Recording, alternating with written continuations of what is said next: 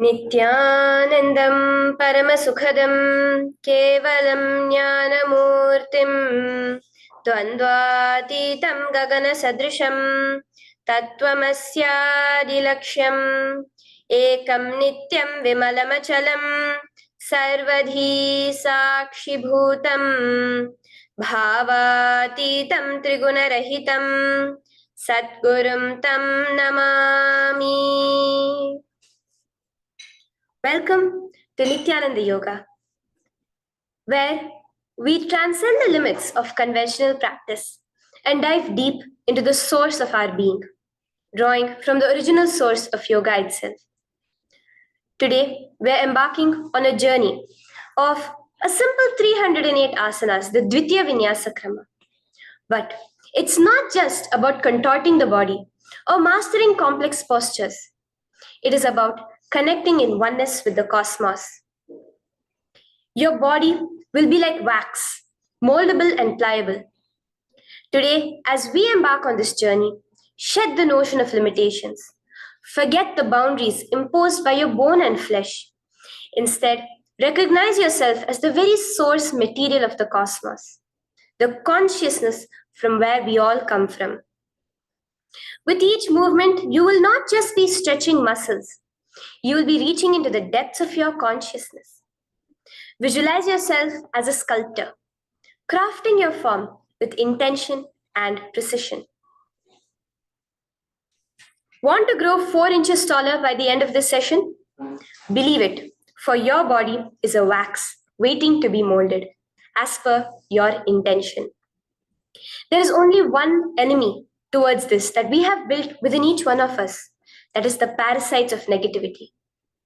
Every muscle you have built in the moment of anger, of anxiety, of pain, of incompletion becomes the boundary of your consciousness.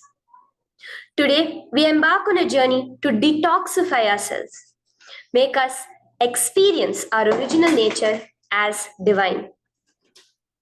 So as we go through these 12 components, which is so unique to Nithyananda Yoga, from the original source, the Vedas and Agamas, remember, you are not bound by limitations. You are the creator of your reality. Embrace your true nature. Let us sculpt our beings into an epitome of strength, flexibility, and bliss. Welcome to a transformative experience like no other, Nithyananda Yoga. There are 12 different components that consist Nithyananda Yoga. One is the asanas, which we traditionally know of. The various body postures revealed by Paramashiva to align the physical geometry of our body, the physical geography of our body, to the cosmic geometry, the cosmic geography. As Paramashiva says, Sthiram Sukham Asanam, that body posture which is steady, comfortable, because it's in its original nature of Paramashivatva. The second are the pranayamas, the various systematic breathing techniques that Paramashiva has revealed for each one of us, that connect us to the higher dimensions of the cosmos and increase the life energy within us. The fourth are the bandhas, the different internal locks of the body. The third are the mudras, the various hand gestures and body movements to seal that life energy within ourselves. The very word mudra means seals. You will be able to seal the space of oneness within you with Paramashiva. The fourth are the bandhas, the various internal locks of the body to awaken the Kundalini Shakti, our latent potential energy, and make us conducive for the ultimate experience. The fifth are the karanas, the beautiful dance movements of the body, revealed by Paramashiva to put you in the space of ultimate bliss, and which engage all the different parts of your body. The next are the visualizations. As Swamiji says, the intention with which you move your body manifests as your reality. As you hold the visualization within you of the various gods and goddesses of KAILASA, of the various beings of this universe, you manifest the powers of those beings within you. The next are the japas, the various powerful energy vibrations of the cosmos that you will be subtly repeating in your throat center that will cause your very DNA to be bound to the cosmos, to your consciousness with the highest frequency possible. The next are the pramanas, the chanting of the sacred mantras, the original source scripture of Hinduism that reveal the science of Nithyananda Yoga, of yoga, because as Swamiji says, yoga has a source and it is Hinduism. These original verses will manifest the vision Paramashiva had when he created yoga in each and every one of us. There are weights, which is an optional component, helps us to enhance our experience of Nithyananda Yoga as revealed from the source scriptures of Hinduism. The next are the mandalas, the cosmic geometrical representation. The Shri Chakra, the Shri Yantra, which is the direct geometrical representation of the cosmos. When you keep that in front of you and gaze at it throughout your Nithyananda Yoga, your body will fluidly just align itself to the cosmos. We have the Abharana, the Rudraksha, which we keep on our body, which acts as an energy battery, sucking in, storing the energy that we produce during this Nithyananda Yoga and releasing it to us throughout the day to fuel our entire day with consciousness. The last but not the least are the Aushadas, the various sacred herbs that you can apply to, which can be infused with the thought current of Paramashvatva to manifest it within you. With this understanding, let us get right into the practice of Nithyananda Yoga, which starts with invoking the presence of Paramashiva himself, the very being of Paramashiva, to witness our Nithyananda Yoga today, with the chanting of the Shiva Mula Mantra.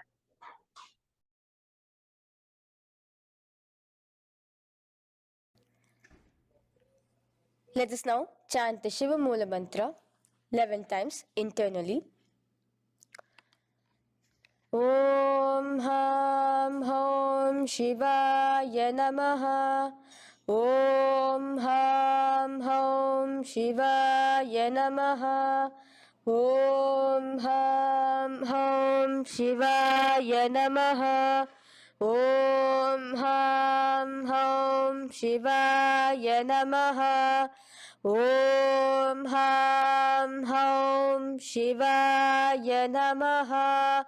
Om Ham Hom Shivaya Namaha.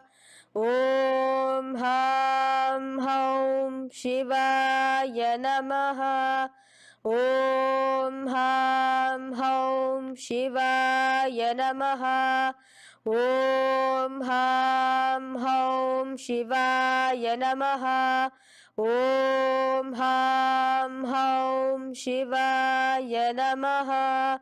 Om Ham Hom Shivaya Namaha. The next step of this ritual of yoga, as Swamiji reveals, yoga is a ritual, a methodology to connect yourself with the divine.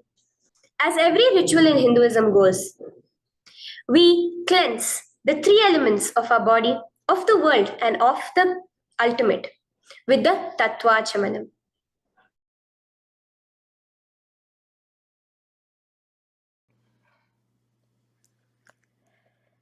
The next is the Tattvachamanam. So now I request all the participants to have the Panchapatram and the Uddharani, the traditional cup and the spoon filled with some fresh water. Now,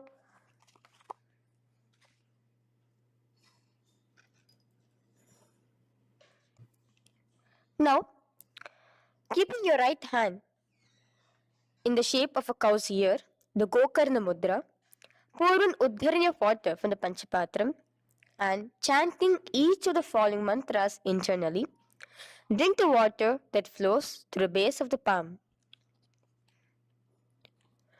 Om Atmatattvam Shodayami Svadha. Om Vidyatattvam Shodayami Svadha.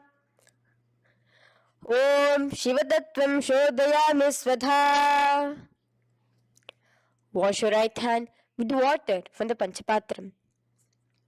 Now, chanting the following mantra internally, wipe the upper and lower lips twice using the base of the right hand thumb, moving the hand from right to the left of the lips.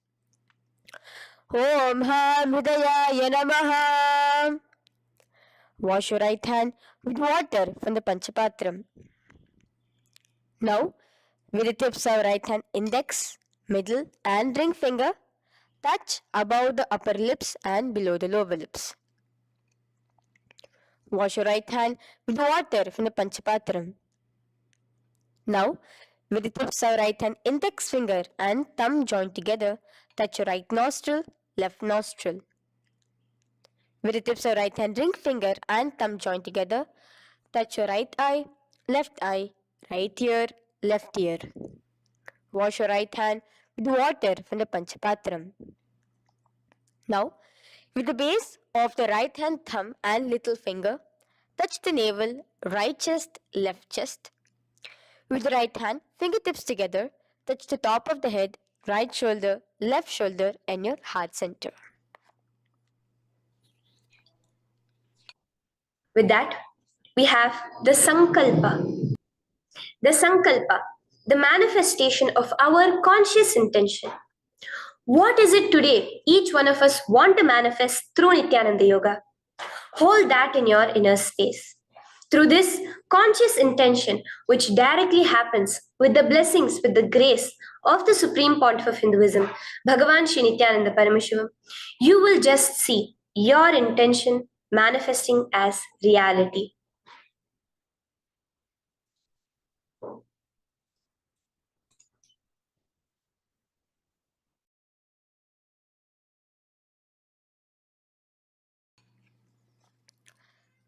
The next is the Sankalpa, the conscious resolution. So now I request all participants now to, with your right hand, cover your left palm, which is the Sankalpa Mudra, and keep both the hands on the right thigh. Continue to keep this mudra till the end of the Sankalpa. Om ममोपात समस्त दुरिताक्षयद्वारा भगवत् श्री नित्यानंद परम शिव प्रीत्यर्थम श्री नित्यानंदेश्वरी परम शिव शक्ति समेत श्री नित्यानंदेश्वर परम शिव प्रीत्यर्थम च शुभे शोभने मुहूर्ते अद्य ब्रह्मणः द्वितीय परार्धे श्री श्वेतवराह कल्पे वैवस्वतमन्वन्तरे अष्टाविंशतितमे नित्ययुगे प्रथमे पादे जम्बूद्वीपे भारतवर्षे भरतखण्डे मेरोः दक्षिणे पार्श्वे शखाब्दे अस्मिन् वर्तमाने व्यवहारिके प्रभवादीनां षष्ट्याः संवत्सराणां मध्ये शुभनाम संवत्सरे शुभायने शुभऋतौ शुभमासे शुभपक्षे शुभतिथौ शुभवासरयुक्तायां शुभनक्षत्र शुभयोग शुभकरण एवं गुणविशेषण विशिष्टायाम् अस्यां शुभदितौ श्री कैलासोन्नत द्वादशांत श्यामला पीठारूढ़ श्री मीनाक्षी सुंदरेश्वरा भिन्न स्वरूप परशिव पुत्र रत्न कुमार गुरुमन्य तुल्यावतार श्री पार्वती स्तन्यपान लब्ध दिव्य ज्ञान विश्रुत सकल निगमागम सारभूत द्राविड वेद प्रवक्त्रे श्रीमत् परम शिव करुणा समधिगत मुक्तामय चतुरश्रयान गीयमान छत्र चामर श्री चिन्ह काहलादि समस्त बिरदावल्यलंकृत ज्ञान विज्ञान चक्रवर्ती सर्वजन संग सद्यो निर्वाण दीक्षा व्याप वर्ग वर्ष विश्रान जीमूत परमत कलभ केसरी शैव सिद्धांत स्थापनाचार्य श्री राजाधिराज पांड्य महाराज गुरु क्षपन शाक्यादि महांधकार निवारण ज्ञान भानु वीक्षणा नरहार ध्वजोच्छेदन पूर्वक श्रीमद वृषभध्वज स्थापक शैव समय कर्त्रे सर्वज्ञ पीठारूढ़ श्री जगद्गुरु श्री ज्ञान संबंध देशिक स्वामी वागीश सुंदर माणिक्य वाचक स्वामिनां अवतार भूत श्री ज्ञान संबंध स्वामी पुनरुद्धृत श्यामला पीत सर्वज्ञ पीत तृणवद्युत्तर द्विशततम गुरु महासन्निधान अरुणगिरि योगीश्वर परंपरागत अरुणाचल सर्वज्ञ पीठ गुरु महासन्निधान कैलास परंपरागत कांची कैलास सर्वज्ञ पीठ त्रयस्त्रिंशदुत्तर द्विशततम गुरु महासन्निधान नित्योत्सव नित्य मंगल नित्य कल्याण नित्य रजित कैलास परंपरागत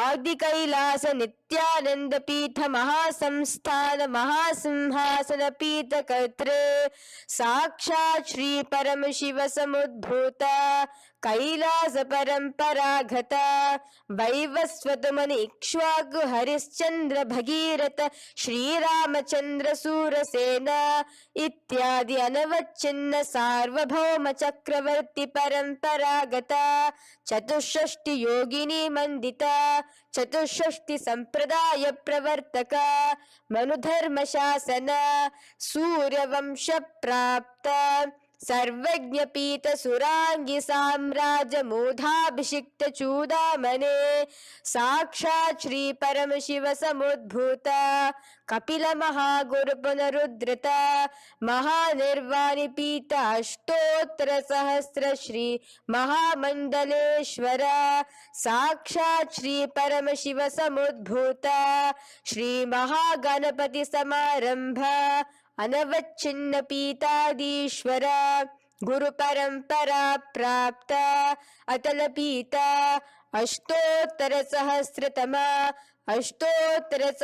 श्री अतल पीठाधीश्वर धर्म मुक्ति स्वर्गपुर स्वर्ण पीठ त्रयोविंश गुरु महासन्निधान कैलास परंपरागत आदिपीठ सर्वज्ञ पीठ जगद्गुरु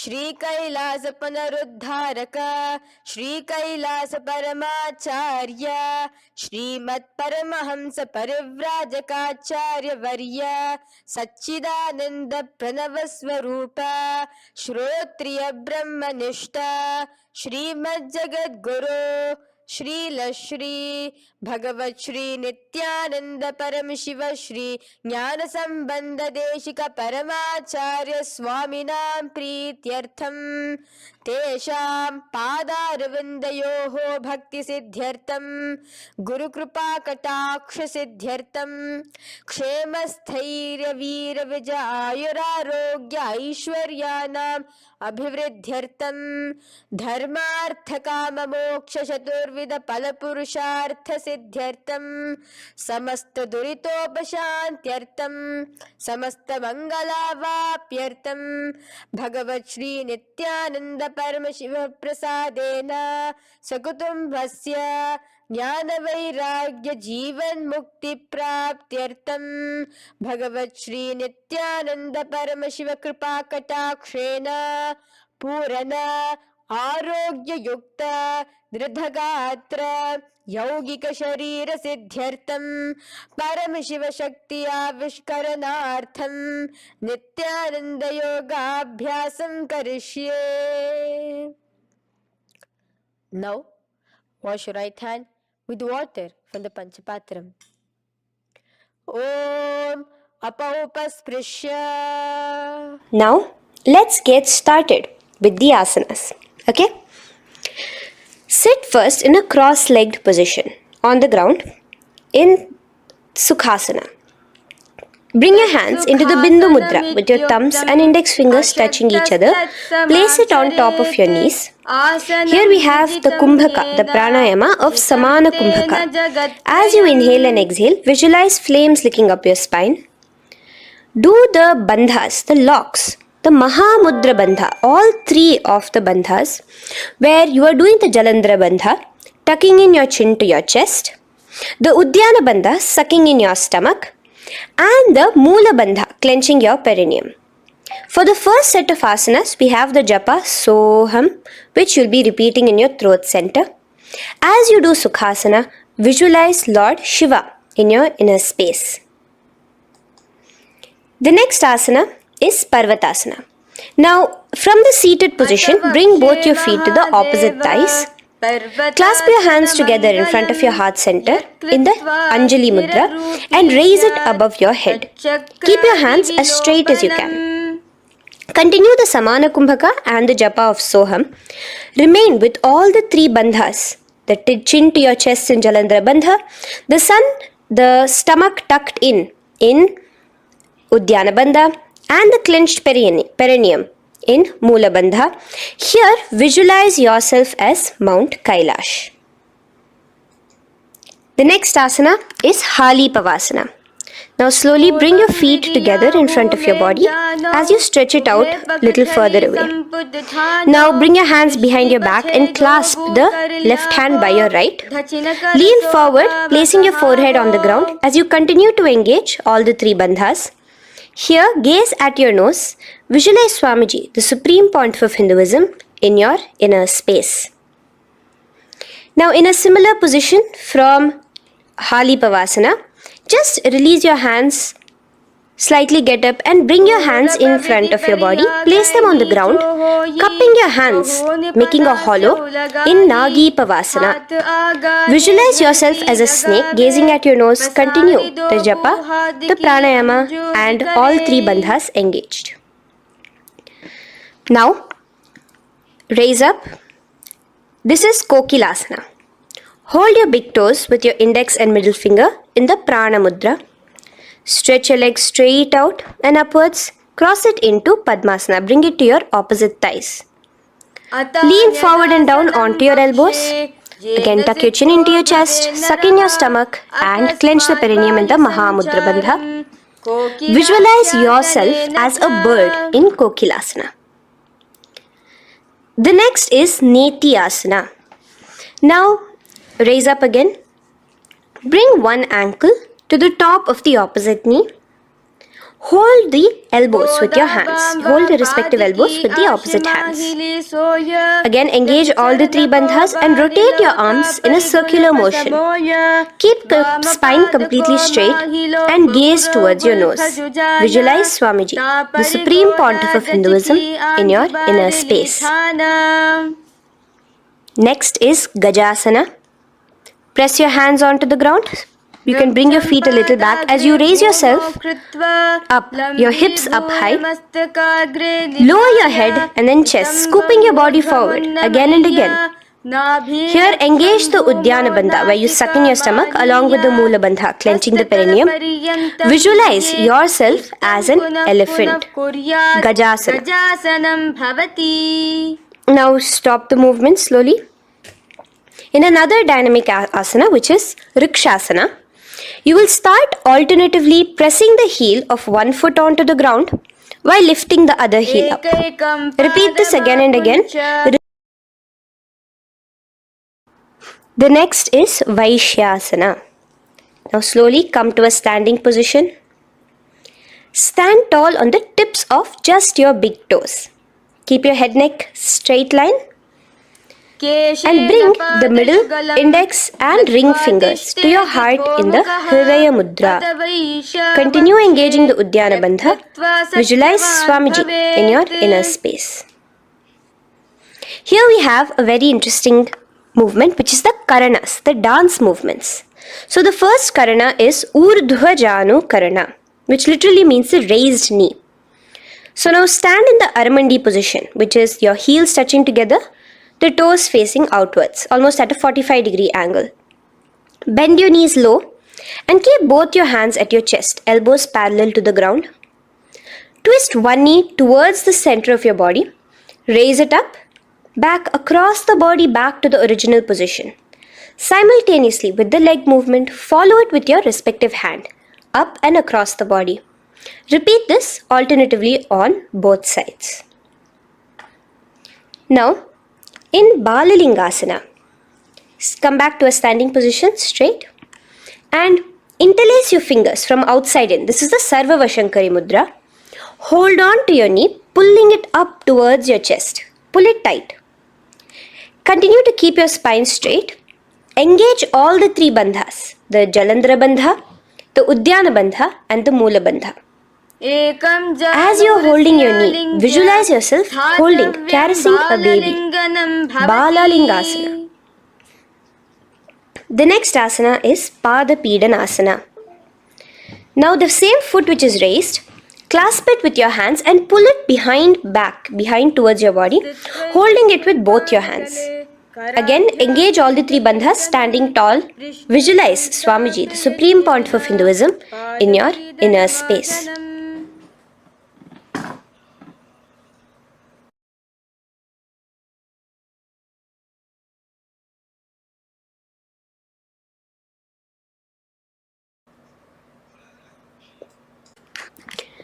From here, let's enter into Natarajasana. Now, the same foot you're already holding behind your back, twist the same hand of that leg inwards and pull the leg back. Extend the opposite hand forward with the index and thumbs together, again in the Bindu Mudra. Now, pull the foot back and up while leaning forward in Natarajasana. Hold your balance here. Here you will be engaging only the Moola Bandha, visualizing yourself as Lord Nataraja, the Lord of Dance.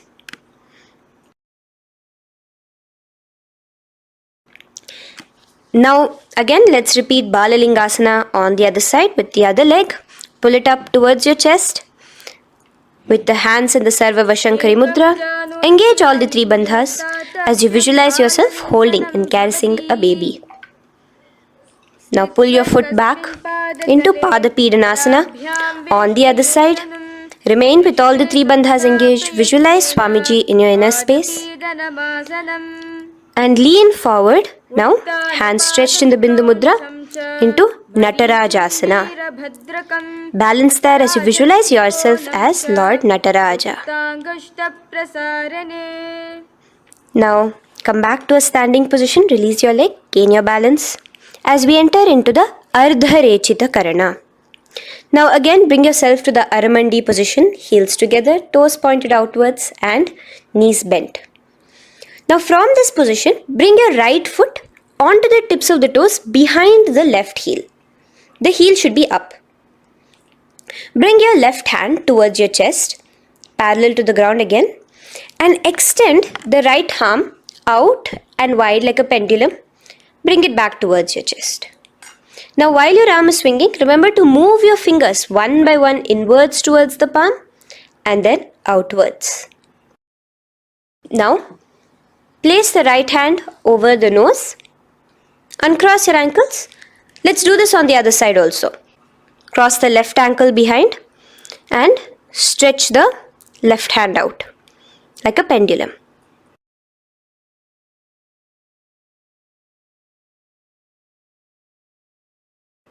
Bring it to your nose, uncross the ankles. Now let us enter into the skeleton dance. It's a very powerful meditation. It cleanses the muscle memory. Any patterns which are there within your muscle memory can be completely wiped out through this skeleton dance. Just 2 simple steps. Now stand straight, visualize yourself as a skeleton. You can close your eyes. Just visualize yourself as pure bones. There are no muscles, no veins, no nerves, tissues, organs, nothing. Just bones, a skeleton form. And shake your body intensely. As a skeleton, you are moving yourself wildly, intensely. Just shake it all out. Move your hands, move your legs, your head. Let there be no bone in your body untouched. Just move it. Move wildly, shake. Literally feel yourself throwing all the patterns out of your system with the intensity of your shaking.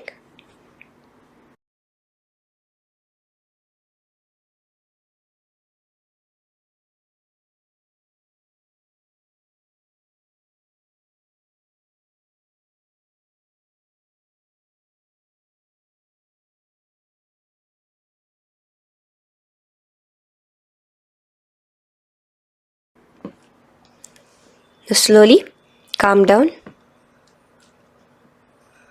Take a few steps, gain your breath back.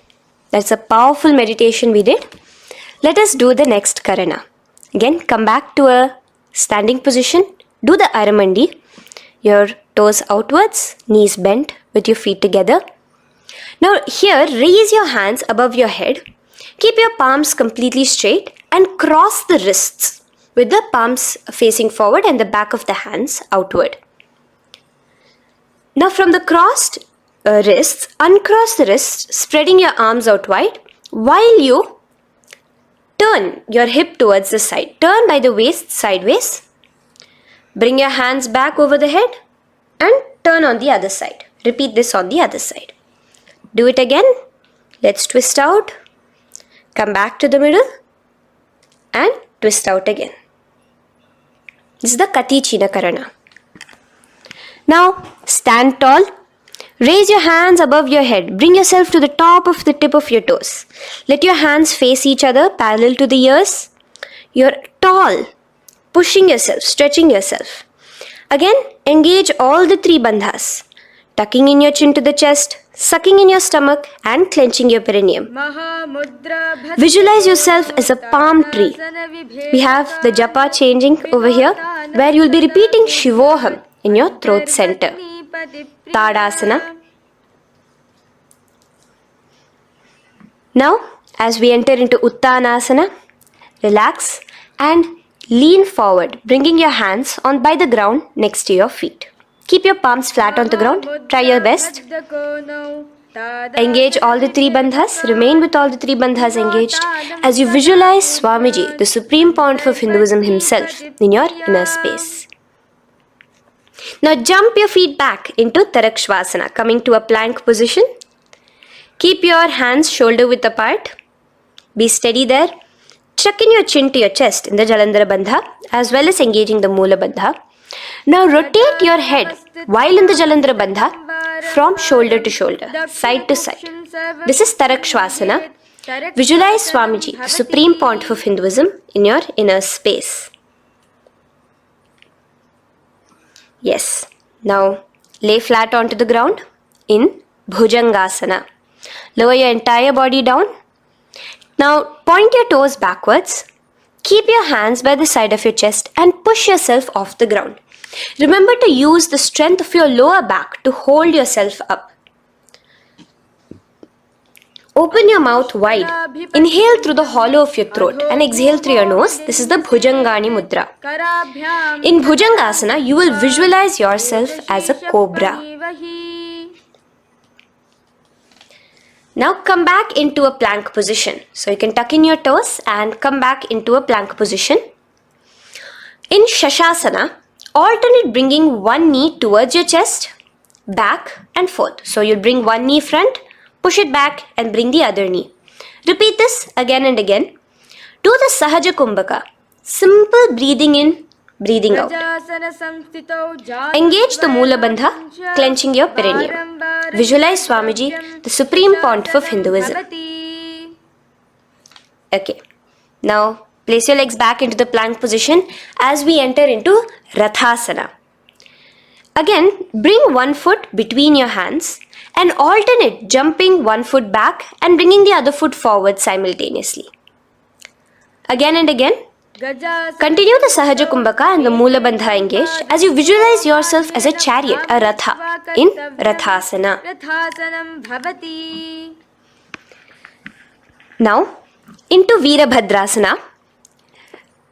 Remain one leg in between your hands. So as you jump, one leg comes between your hands. Stop in that position. One leg stretched back. And raise yourself up into a standing position. So the front foot will be pointing forwards and bent at a 90-degree angle. The knee will be bent at a 90-degree angle. The other leg, which is extended back, the foot will be pointed sideways at a 45-degree angle. Now raise your palms, hands up, parallel beside your ears. Do the Uddiyana Bandha along with the Mula Bandha, pulling in your stomach in. Gaze towards your third eye as you visualize yourself as Lord Veerabhadra. Now relax down, switch your legs around and let us do Veerabhadrasana on the other side. Stretch your hands up, gaze towards your third eye, suck in your stomach in the Uddiyana Bandha and visualize yourself as Lord Veerabhadra. Okay, bring your feet together now. Let us move into Vrikshasana. Now stand tall, gain your balance here slowly. Bring one foot towards the inner thigh. Bring your palms together, raise them up above your head in the Anjali Mudra. Keep your elbows as straight as you can. Again, continue the Uddiyana Bandha, sucking in your stomach. Gaze forward, hold your balance, visualize yourself as a tree, the stability of a tree in Vrikshasana. Now, slowly bring your hands down. Now the foot which is in your inner thigh, bring it towards the opposite, to the root of the opposite thigh. Bring your hands in the Namaskar Mudra in front of your heart center together and visualize yourself here as Lord Garuda, just engaging the Mula Bandha alone here. This is Garudasana. Now let us repeat Vrikshasana on the other side. Slowly put your foot down. Bring the other foot to the inner thigh. Raise your hands above your head. Suck in your stomach in the Uddiyana Bandha and visualize yourself as a tree. Let's repeat Garudasana on the other side. Slowly bring the foot to the opposite thigh and lower your hands to be in front of your heart center. Release the Uddiyana Bandha, just engaging the Mula Bandha, clenching your perineum. Visualize yourself as Lord Garuda, the eagle vehicle of Lord Mahavishnu. Okay, bring both your feet to the ground now and spread them far apart from each other. Now keep one leg toes pointing forward and the other set of toes pointing sideways. Straighten your arms out parallel towards the ground. Bring your front arm down towards the front foot, beside your foot, while the other arm extends towards the sky. Visualize yourself as a triangle in Trikonasana. Now raise up and let's repeat Trikonasana on the other side. Switch the position of your legs around and go forward. The other arm raised towards the sky. Visualize yourself as a triangle. Now come back to a standing position. Bring your feet together. We are having another Karana, the Nikuttaka Karana. Bring yourself to the Aramandi position. Feet together, knees out wide. Here now bring your hands towards your chest, but keep both your palms parallel towards each other. Bring your right foot onto the toes with the heels up. And simultaneously bringing the right hand towards the top.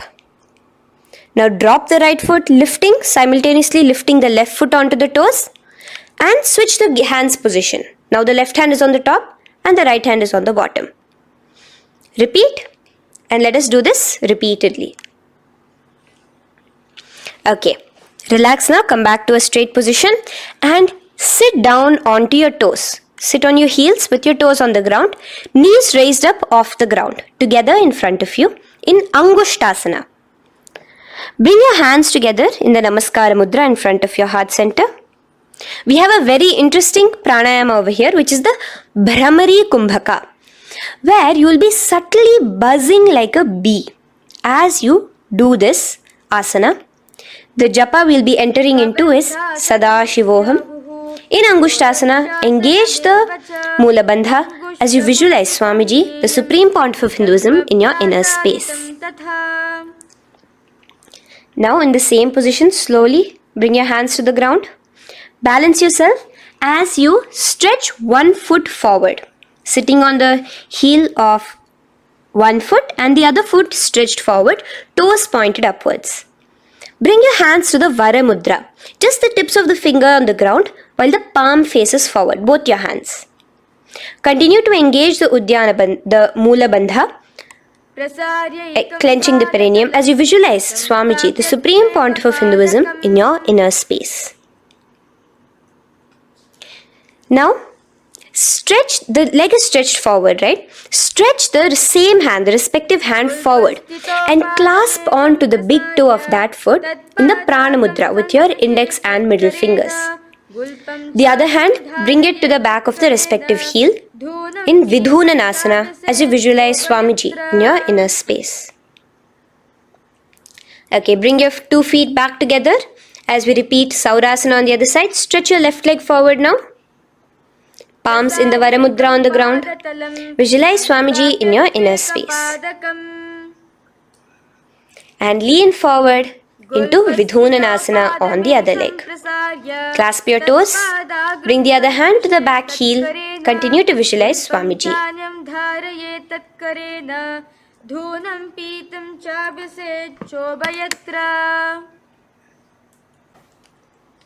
Now bring your 2 feet back together as you continue to sit on the heels, getting a nice toe workout here. Balance on your toes, bring your knees together in front of you. Now place your palms on top of the respective knees with the hands facing upwards, the palms facing upwards. Leave a slight gap between your palms and knees. As you gaze forward, engage the Jalandhara Bandha, tucking in your chin to your chest, and look between the gap between your hands. Brahma Jurankushasana. The next is Kapilasana. Now spread your knees wide and place them onto the ground. Keep your hands on the respective knees. Pull your stomach in and up in the Uddiyana Bandha. Gaze towards your nose as you visualize yourself as Maha Kapila Muni, the first man that ever started thinking. In the same position, just release that Uddiyana Bandha. Release the lock of the stomach, but continue to clench your perineum in Mula Bandha as you switch your gaze to your third eye. So from your nose, switch your gaze to the third eye. Visualize Swamiji, the Supreme Pontiff of Hinduism, in your inner space. Bhadra Gorakshasana. Next is Suryasana. Now, your toes are tucked. Just lift your knees off the ground, wide apart. Bring your hands together in the Padma Mudra with the little fingers and thumbs joined together. Engage the Uddiyana Bandha, suck in your stomach and raise your hands up tall above your head. Slightly lean back as you look towards the gap between your hands. Visualize Lord Surya in your inner space. Now relax, slowly bring your hands to the ground. Sit on top of your heels, the toes flat.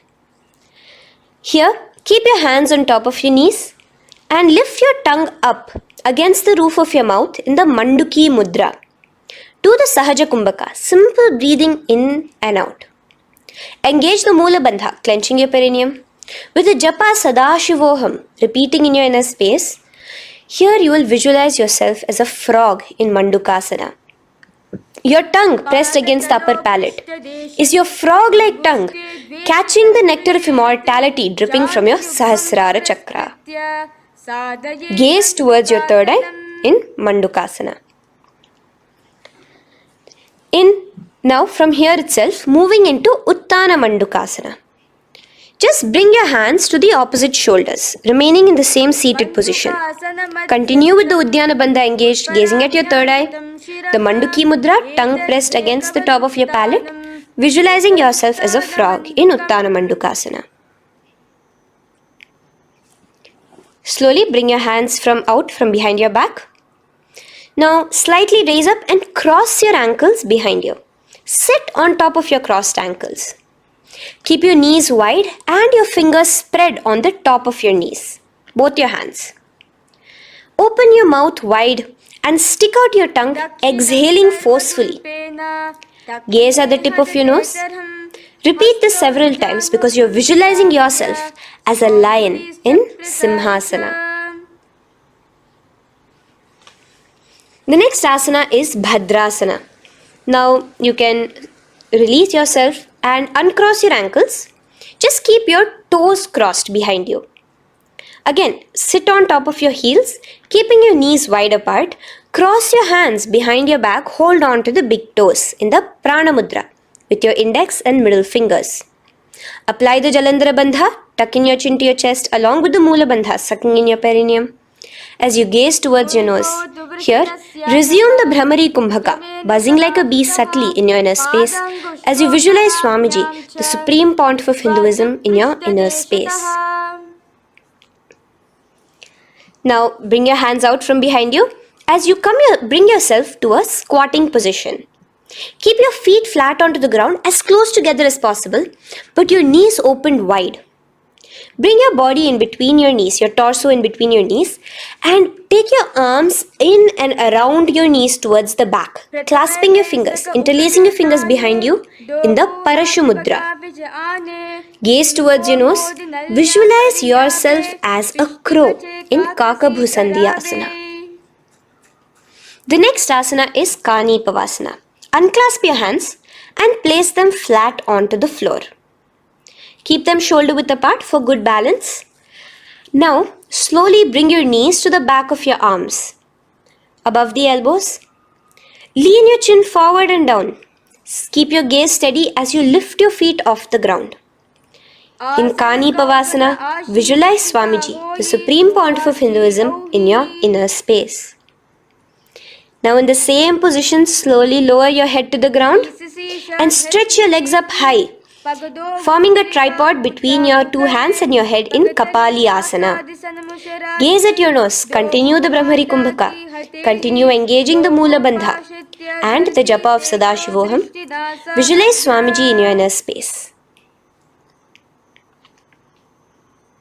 The next asana is Parshva Mayurasana. Slowly bring your feet down.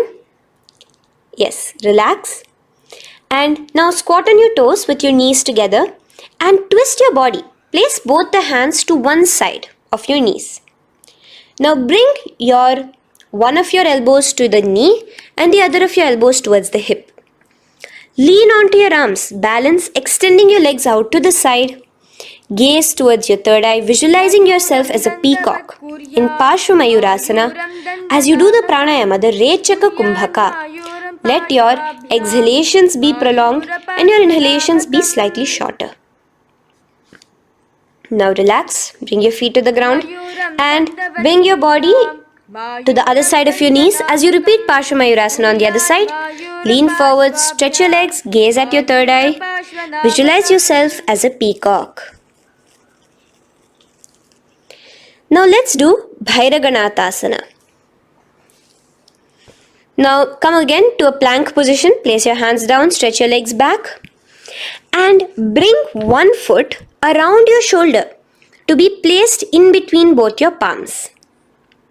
Gaze at your third eye. Just engage the Mula Bandha, clenching your perineum.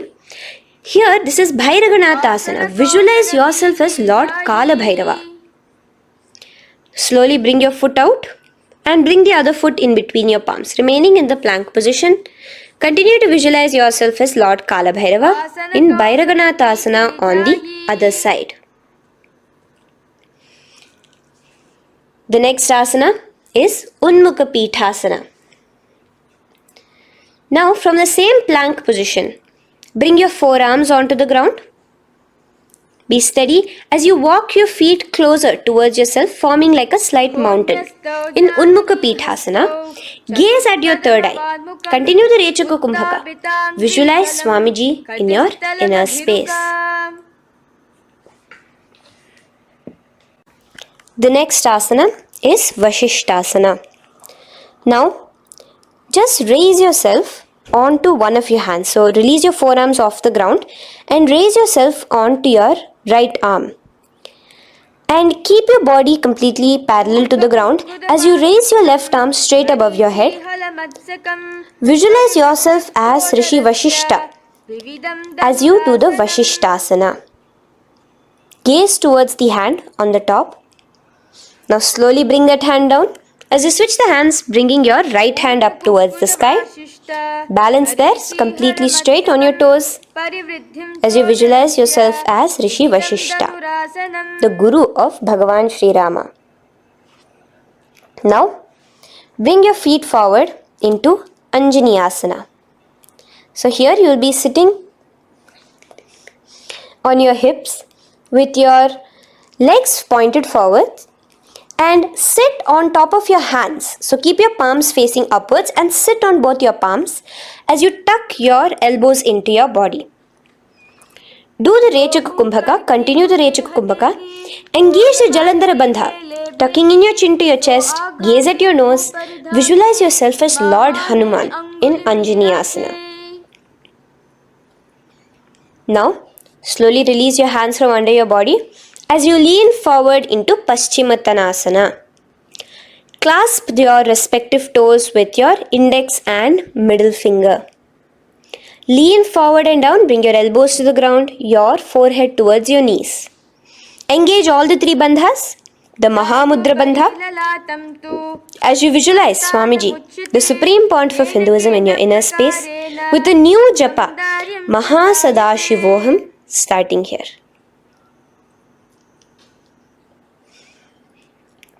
The next is Ugrasana.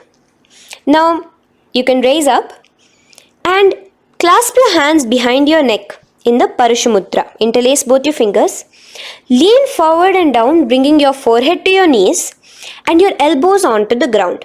Again, engage all the three bandhas in the Mahamudra Bandha as you visualize Devi Kali in your inner space in Ugrasana. The next is Marichiyasana.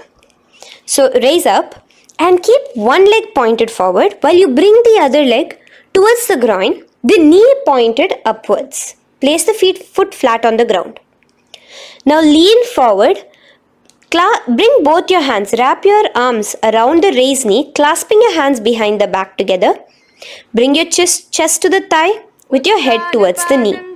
Here engage just the Moola Bandha, sucking in your perineum, as you visualize yourself as Rishi Marichi in Marichiyasana. The next asana is Mahamudrasana. Now slowly raise up and the raised knee, let it rest by your side with your leg towards the inner thigh of the opposite leg. Now again reach down, hold your foot, bring your elbows to the ground, your forehead to your knees. Engage all the three bandhas in the Mahamudra Bandha. Gaze at your nose, visualize Swamiji himself in your inner space. Raise up. Let's repeat Marichiyasana on the other side. Bring the other foot straight while the other foot comes into the groin. Knee up. Lean forward, clasping your hands behind your back. Visualize yourself as Sage Marichi. Now from here, raise up, engage all the three bandhas as you let your knee fall to the side. Lean forward, clasping the foot. Gaze at your nose. Visualize Swamiji in your inner space in Mahamudrasana on the other side. Now, bring yourself to a seated position. Sit and bring the soles of your feet together. Bend your knees and keep your heels as close towards you as possible. While try to touch your knees to the ground. Clasp your feet together with both your hands. Maintain a straight spine. Gaze towards your nose in Bhadrasana 2. Visualize Swamiji, the supreme pontiff of Hinduism, in your inner space. The next asana is Gwali Pavasana. Now, keeping your feet together, just bring your hands towards the respective knees. Just lightly place them there. Tuck your chin to your chest in the Jalandhara Bandha, continuing to engage the Moola Bandha, clenching your perineum. As you gaze at your nose, visualize Swamiji, the supreme pontiff of Hinduism, in your inner space. Now, push your soles slightly further away from you. The joint feet, push it further away from your body. And lean forward, keeping both your hands, the fingers inside of the feet. Hold the soles of your feet. Lean forward and down. Bring your forehead to the ground. Gaze at your nose. Visualize the Yoni Mandala, in your inner space in Joniasana. The next is Midiki Pavasana. Raise up, stretch your arms out wide beside your body as you lean forward, your arms going over your knees. Bring your forehead to your feet. Continue to gaze at your nose. Visualize Swamiji, the supreme point of Hinduism, in your inner space. Now, in Siddha Samadhi Asana, raise yourself up. Now, put your forearms underneath the calves of the respective legs. Let your palms face up towards the sky as you bring your head down to your feet. Gaze at your nose as you visualize Lord Surya in your inner space in Siddha Samadhi Asana.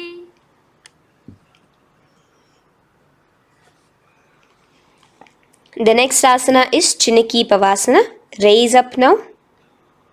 Bring both your feet together in front of you. Bring your feet back close to your body. Now place your hands underneath both the feet and pull your feet open like a book facing towards the sky. Both your feet. Press your elbows onto your thighs near the knees and gaze towards your nose, visualizing Swamiji in your inner space in Chiniki Pavasana. Giving yourself a nice stretch. Now, release your feet and bring your hands to the respective knees. Gently push down on your knees, pushing it towards the ground. Suck in your stomach in the Uddiyana Bandha. Gaze at your third eye, visualizing Swamiji in your inner space. This is Charapata Chokasana. The next asana is Bhairavasana. Now, continuing to remain with your feet together, you can use the help of your hands to bring your toes onto the ground with your heels pointed upwards. Just push yourself and try to do it. Continue to remain with the Uddiyana Bandha engaged, your stomach sucked in. Bring your hands to the Bindu Mudra with the index and thumbs together on top of the knees. Gaze at your third eye. Visualize yourself as Lord Kala Bhairava in Bhairavasana.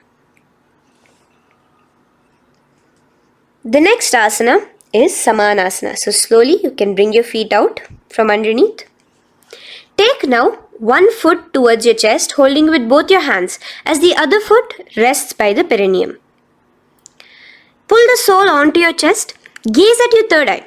Visualize yourself holding the breath in the Mooladhara Chakra, the Chaturdala, the 4-petal lotus of your body. Gaze at your third eye. Visualize Swamiji, the supreme point of Hinduism, in your inner space in Samanasana.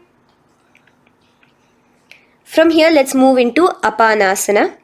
Now, the foot that you have towards your chest, just bring it over your shoulder and place both your palms onto the ground beside you.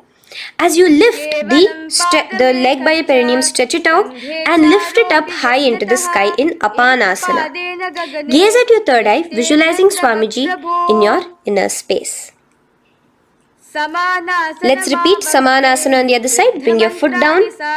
Clasp the other foot towards your chest. Gaze at your third eye, visualizing Swamiji in your inner space.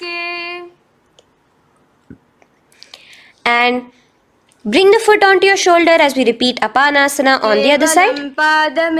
Stretch your leg out straight in front of you, up high towards the sky, gazing at the third eye, visualizing Swamiji in your inner space. Okay, relax slowly. Let's move into Gomukhasana.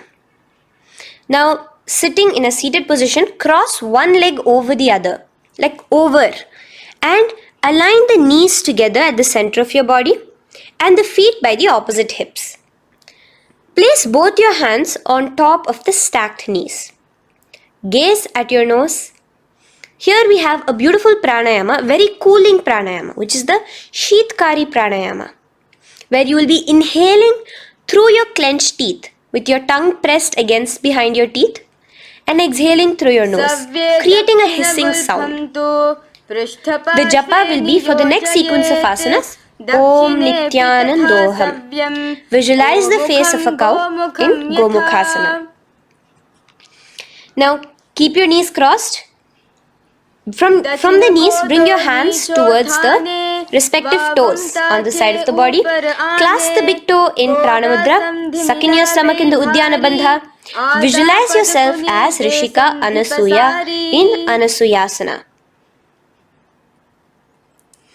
Now in Anasuyasana 2, just bring your hands behind your back, clasped together, interlaced fingers in the Parashamudra. Lean forward and down. Try to bring your nose to touch the ground in front of you. Just visualize yourself as Rishika Anasuya and gaze at your nose. Anasuyasana 2. Raise yourself up now. Now bring one foot towards the perineum, knee resting on the ground. Raise your other foot with the foot in front of the lying down foot, knees pointed upwards towards your chest. Place your hands on the respective knees. Keep your spine tall, chest out. Gaze at your nose. Visualize yourself as Lord Garuda, the eagle vehicle of Bhagavan Mahavishnu. Garudasana 2. From here, moving into Naradasana. Now, keep both your hands, bring both your hands behind your neck and clasp them in the Parashamudra. Interlace your fingers behind your neck. Twist outward of the raised knee. Just keep your whole body outside of the raised knee. Gaze towards your third eye, visualizing yourself as Devarishi Narada in your inner space. From Naradasana, let's enter into Matsya Pithakasana. Place one foot on the top of the opposite thigh. Wrap your respective arm across the knee, holding on to the opposite shin. Extend the opposite hand straight. Hold on to the respective toe with the index and middle fingers in Prana Mudra. Gaze towards your nose. Visualize Matsya Avatara, the fish form of Bhagavan Mahavishnu in your inner space. In Matsya Pithakasana.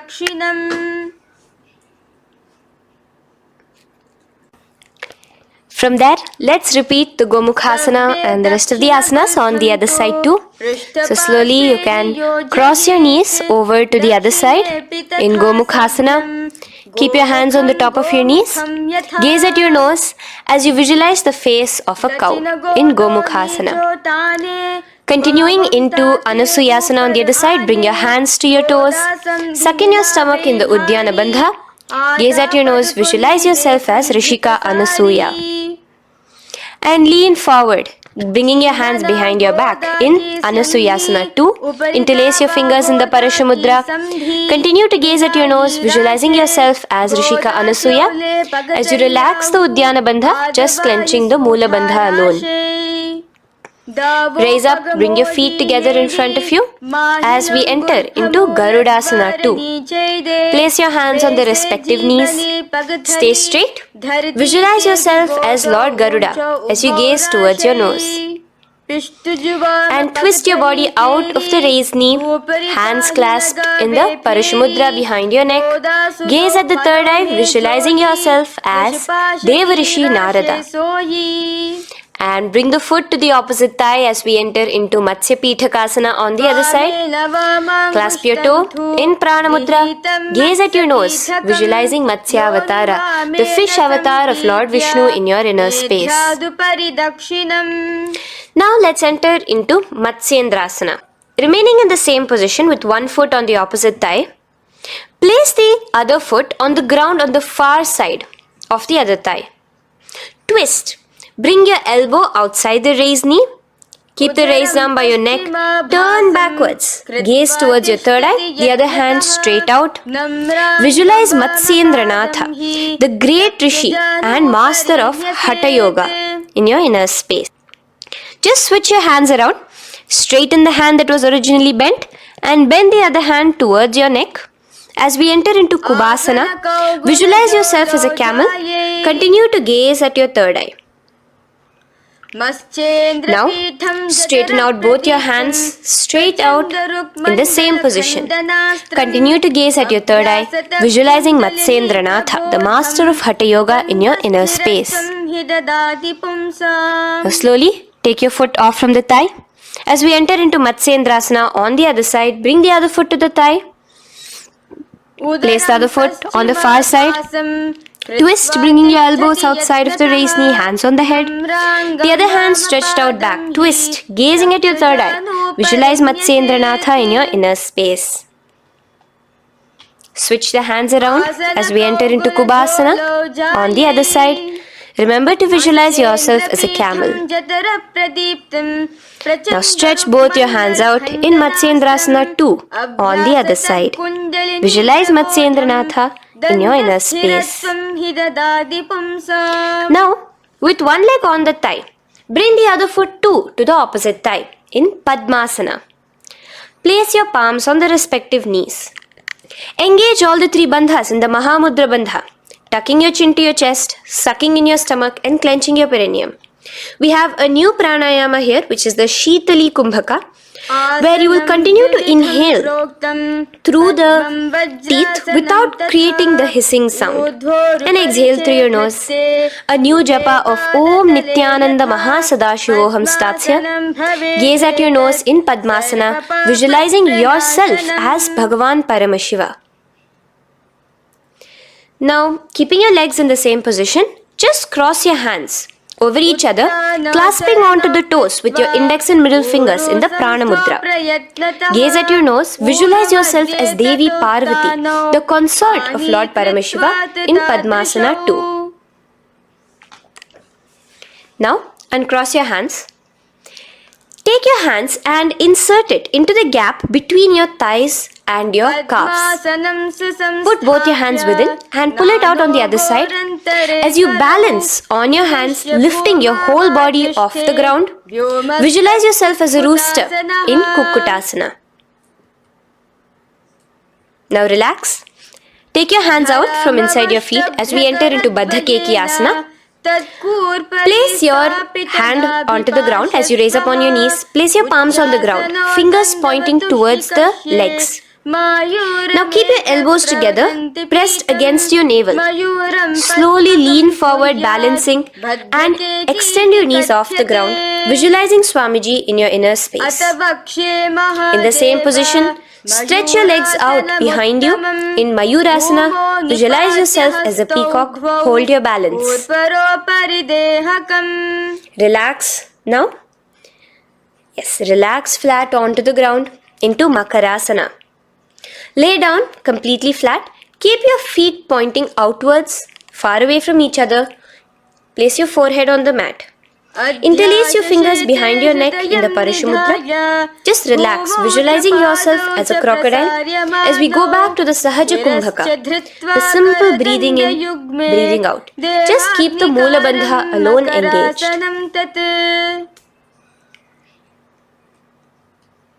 The next asana is Shalabhasana. Now lay on your stomach and place your hands on the ground beside the chest. From the laying position, raise your legs up. Use your core strength to bring your thighs off the ground. Visualizing yourself as a locust in Shalabhasana. Relax your feet down and bring your hands to your feet, pulling your feet down towards the ground beside your hips. In Ushtrasana, visualize yourself as a camel. Now slowly kick your legs back. Rise your hand is clasping your feet. Pull your feet towards the sky, lifting your chest and thighs off the ground. In Dhanurasana, gaze at your third eye. Visualize yourself as Paramashiva's bow. Relax slowly and come up to a sitting position. In Bhagasana, sit on both your knees with your head, neck and spine straight. Clench your perineum in the Mula Bandha. Place your hands on top of your knees. Gaze towards your third eye, visualizing Swamiji, the Supreme Pontiff of Hinduism, in your inner space. From here we enter into Gohyasana. We have a couple of headstand postures here, so get yourself ready. Now place your forearms on the ground with your fingers interlocked. Ensure your elbows are at shoulder width for the best balance. Place the top of your head on the ground, holding your head with your hands. Slowly walk your toes forward until your hips are in a straight line with your shoulders, and just kick your feet up slightly. Make sure not to lose your balance. Keep your knees bent together at your chest, toes pointed upwards. Gaze to your nose, visualizing Swamiji in your inner space. From here, stretch your legs out into Shirasasana, continuing to hold the balance there as you continue to gaze at your nose, visualizing Swamiji in your inner space. Bring your feet to the ground, relax slowly. The next asana is Podhyasana. So come to a seated position. Bring your hands behind your calves, stretching your legs up and your forehead to your knees. Visualize Swamiji in your inner space. Here we have a new Kumbhaka, which is the Bhastrika Kumbhaka, where you will be exhaling forcefully, making the sound of a bellows. Podhyasana. The japa for this next series is Om Nithyananda Paramashivoham, the Mahavakya. Relax yourself. Continuing to remain balanced with your legs up, just bring your hands to the opposite shoulders. In Parighasana, visualize yourself as a mace as you gaze towards your third eye. Now relax. Keep your elbows and palms onto the ground as your legs are raised. Visualize yourself as a boat in Naukasana. Continuing to gaze towards your third eye, remember to continue the Bhastrika Kumbhaka. Forceful exhalation. Now, continuing to keep your balance, just bring your hands to your feet and scoop your hands underneath the heels, pull it towards the chest. Keep your spine upright, gaze towards your nose. Visualize yourself as Lord Rudra in Rudrasana, the most ferocious form of Paramashiva. Now lay on your back. So you can remove your hands from underneath your feet and lay on your back. With your feet flat on the ground, knees pointed upwards. Now place your palms down. Just let your fingers touch the back of your heel. Do not clasp your feet. Lift your hips up high, pressing the feet onto the ground. Chin tucked to the chest in the Jalandhara Bandha automatically. Gaze at your nose, visualizing Swamiji in Unmukha Pithasana 2. Now lay onto the ground in Shavasana. Just lay completely flat with your palms facing upwards by the side of your body. Just unclutch from any movement happening within you. Visualize your body is dead. The supreme point of Hinduism, Swamiji is just liberating you. Just let your awareness, your energy completely pervade your body in the Shakti Chalan Mudra as you continue to vibrate with the Mahavakya.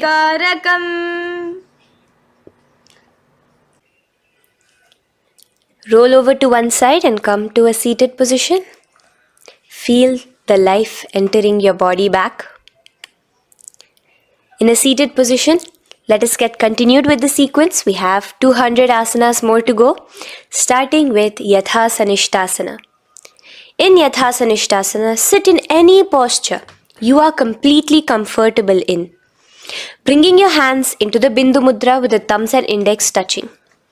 Start off with the Samana Kumbhaka. As you're inhaling and exhaling, feel flames licking up your spine. Clench your perineum in the Moola Bandha with the japa Om Nithyananda Paramashivoham for the remaining of the sequence. Visualize Swamiji in your inner space. From here, moving into Samasana, where you bring your feet to a cross-legged position. Keep your hands on your knees with the thumbs and index touching in the Bindu Mudra. Just inhale and exhale as you visualize Swamiji in your inner space. The next is Muktasana. Press your left foot against your genital region. Place the right foot on top of your left. Keep your hands facing downwards on top of your knees. Sit straight, gazing towards your nose. Visualize yourself as a sage liberated by Swamiji himself. Now, continue to remain in the same position as we go into Siddhasana, where your gaze will be switching from the nose to your third eye. Continuing to visualize Swamiji in your inner space, ensure the Moola Bandha, the perineum, is locked. In Siddhyasana now, continuing the same position. Engage all the three bandhas. sucking in your stomach, bringing your chin to your chest in the Mahamudra Bandha. Switch the gaze to the ground in front of you from your third eye. Visualize Swamiji in your inner space. Now, relax the Udyana Bandha and Jalandhara Bandha. Just keep the Moola Bandha, the perineum alone clenched, as we enter Rudrasana 2, where your legs will remain in the same position, just your hands alone, from resting on your knees, will turn around to the Bindu Mudra, the thumbs and index touching. Gaze towards the third eye, visualize yourself as Lord Rudra, the fierce dimension of Paramashiva. The next is Santa Dhunasana. Keep your hands in the Bindu Mudra, your legs crossed in the same position. As you switch your gaze from your third eye to your nose, visualizing Swamiji, his tranquility, unshakable nature. Now, relax the Bindu Mudra, keep your legs in the same position, and bring your hands to your navel, cupping one palm over the other in the Samputa Mudra. It looks sort of like a lotus bud. Continue to visualize Swamiji in your inner space in Siddhasana 2. The next asana is Bandha Yoni Asana. Maintaining one heel over the other in the same position of the legs, bring your hands to your face in the Shanmukhi Mudra. So just listen carefully now. Bring your little fingers beneath the bottom lip of both hands. Your ring fingers above your upper lip. Your middle fingers closing your nose, your nostrils. Your index finger covering your eyes. And your thumbs pressed into your ears. This is Bandha Yoni Asana, visualizing Swamiji in your inner space.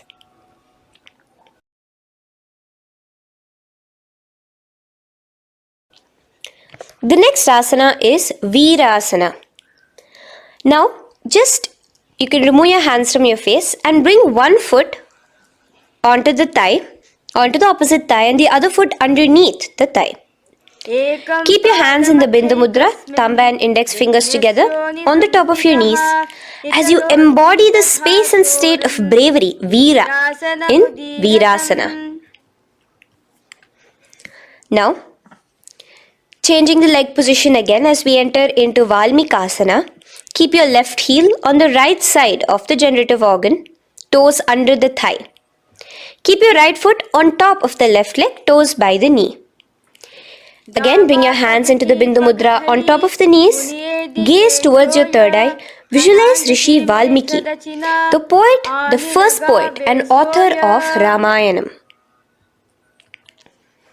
The next asana is Joni Mudrasana. So you're going to remain here as you switch your gaze to your nose, visualizing the Yoni Mandala, a beautiful formation, divine cosmic geometry, representing Devi, Shakti, a symbol of the creative energy of the universe in Joni Mudrasana. In the same position, switch your gaze to your third eye, continuing to visualize the Yoni Mandala in your inner space. Now, let's move into Bhadrasana 3. So bring your feet, the soles of your feet together, uncross them and bring them together in front of your body. Hold it with both your hands, pulling it against you. Push your knees down towards the ground. As you gaze at your nose, suck your stomach in the Udyana Bandha. Visualize Lord Veerabhadra in your inner space. Bhadrasana 3. In the same position, we are entering into Aghorasana, where your left hand will rest on top of the left knee, while your right hand comes towards your face. Now, do the Khechari Mudra, where you are bringing your tongue towards the upper palate, gazing towards your third eye. Now, with your right hand, cover your mouth, close the left nostril with your index finger, inhale through the right nostril. Close both the nostrils, hold your breath and exhale through the left nostril in the Abhyantara Kumbhaka. Repeat this on the other side. Visualize yourself as an Aghori, completely dedicated to Paramashiva in Aghorasana. The next asana is Kaneri Pavasana. So you can distance your feet a little away from your body. As you lean forward, Place your elbows onto the soles of your feet and rest your chin on your palms. Gaze at your nose, suck your stomach in Uddiyana Bandha. Here, continuing with the Rechaka Kumbhaka, where your exhalations are prolonged than your inhalations, visualizing yourself as a female elephant drinking water in Kaneri Pavasana. The next asana is Parasana. So now, come to a seated position, raise yourself up and keep your knees raised. Bring your hands underneath your knees, between your calves and thighs, and clasp them together. Interlace your fingers in the Parashamudra in front of your navel. Lift your feet off the mat. Visualize Swamiji, the supreme point of Hinduism, in your inner space as you gaze at your nose in Parasana. The next asana we'll be moving into is Gopi Chandasana. Now take your hands out from in between the feet as you let your feet rest on the ground. Take your hands out from underneath your calves. Interlace your fingers around the feet with the soles of the feet together and raise it up towards your chest. Rest your knee on top of your feet. Gaze at your nose. Embody the state and space of a king in Gopi Chandasana. The next asana is Udarasana. So now just quickly release your legs, bring your hands underneath your calves and hold on to your feet again from inside out. Both your feet together. Bring your feet up to your chin, resting your chin on top of the interlaced fingers. Bring your feet to your chest, gaze at your nose, visualizing your body, the supreme point of Hinduism, free from any defects in Udarasana. Now, in the same position, just lift your legs up towards your head. Let the top of your hands come towards the top of your head, your forehead. And this is Vishishtasana. Visualize yourself excelling in everything in this posture. Now, slowly relax. Keep your hands underneath your shins as you take your hands up to the shoulder, pulling your hand and interlacing your fingers behind your neck. In Bhujasana, visualize yourself as a cobra. The next asana is Kalyanasana. So in the same seated posture, bring your hands around from behind your neck, remove them and put them around your back, interlacing the fingers behind you. Gaze at your nose. Visualize yourself as a beautiful, auspicious goddess in Kalyanasana.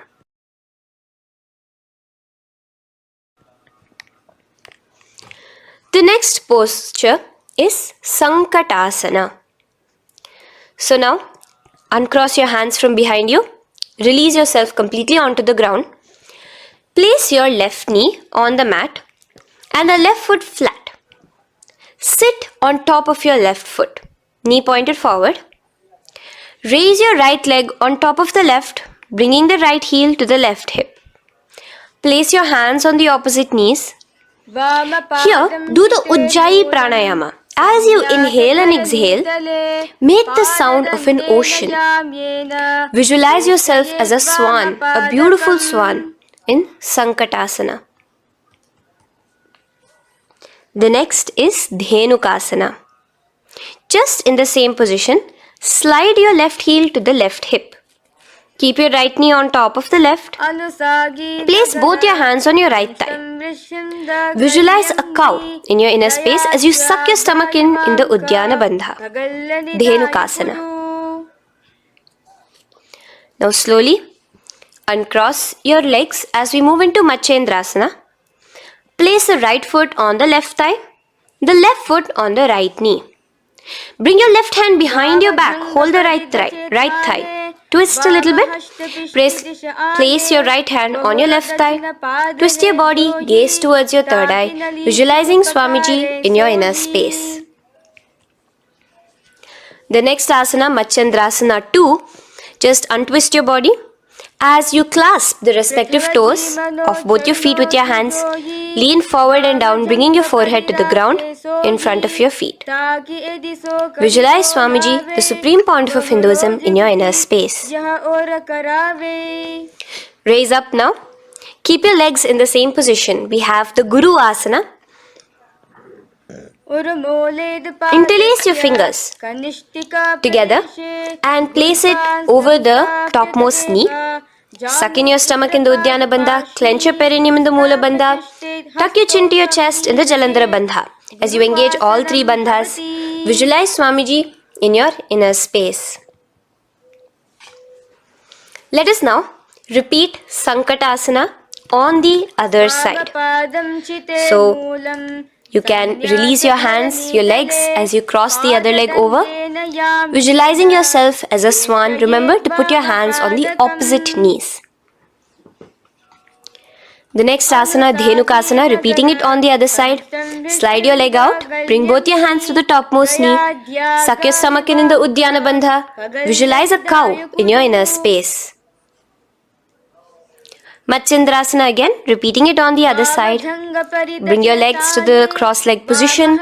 Twist your body around as you gaze at your third eye, visualizing Swamiji in your inner space. Untwist as we enter into Matsyendrasana 2 on the other side. Hold on to your feet, bring your forehead to the ground, continuing to visualize Swamiji in your inner space. Slowly raise up and let us do Guru Asana on the other side. Engage all the three bandhas in the Mahamudra Bandha. Interlace your fingers, place it on top of your knee. Continue to visualize Swamiji, the Supreme Pontiff of Hinduism, as we do Guru Asana. Now, slowly uncross your feet and place them flat on the ground, knees towards the chest in Pashasana. Keep your hands holding the opposite knees, thighs together, and keep your spine completely erect. Continue the Khechari Mudra, where your tongue is pressed against the roof of your mouth. As you gaze at your third eye, visualize Swamiji in your inner space. Continue the Ujjayi Kumbhaka. As you breathe in and out, make the sound like an ocean. Now in the same position, just bring your chin towards your knees in Bodha Shokasana. Lean forward, gazing at your nose, and visualize Swamiji, the abode of bliss in your inner space. Now raise up and bring your hands, uncross your hands, bring your hands underneath your knees, clasping the opposite elbows in Kurakatasana. Gaze at your nose, visualizing Swamiji in your inner space. Now, in the same position as Kurakatasana, just cross your ankles into Sumatiyasana. Toes pointed upwards. Gaze at the nose. Visualize the great sage and Maharishi Sumati in your inner space. The next asana is Dandasana. Extend your feet out straight in front of you. Keep your arms straight above your head. Interlace the fingers from inside out. Let your wrists point outwards. Engage the Mahamudra Bandha, all the three bandhas. As you gaze at your nose in Dandasana, visualize Swamiji in your inner space. The next is Arambhasana. Now keeping your legs straight, release the Jalandhara Bandha and the Uddiyana Bandha, keeping your perineum clenched in Moola Bandha. Lean forward and down.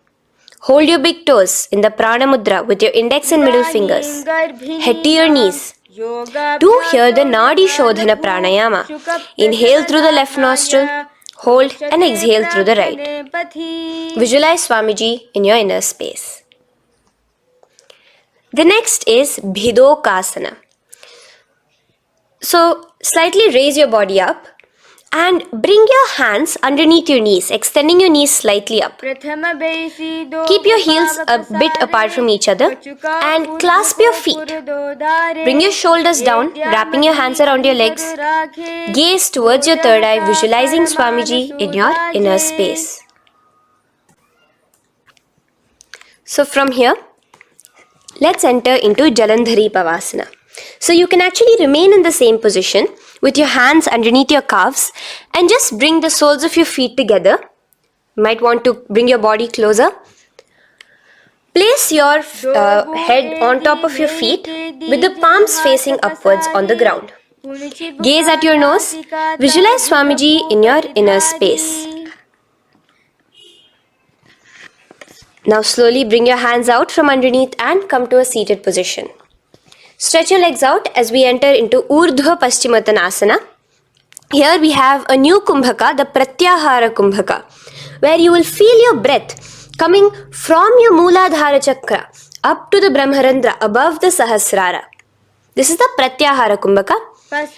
In Urdhva Paschimottanasana, extend your legs out, lift one foot behind your neck and lean forward and down towards your foot, visualizing Swamiji in your inner space.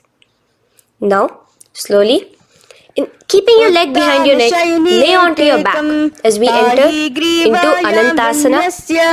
Hold the foot from the top of the opposite hand. Visualize yourself as infinite, endless, eternal. Gaze at your nose in Anantasana.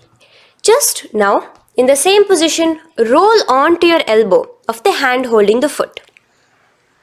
Gaze at your nose, feeling in complete control like Swamiji in Ankushasana.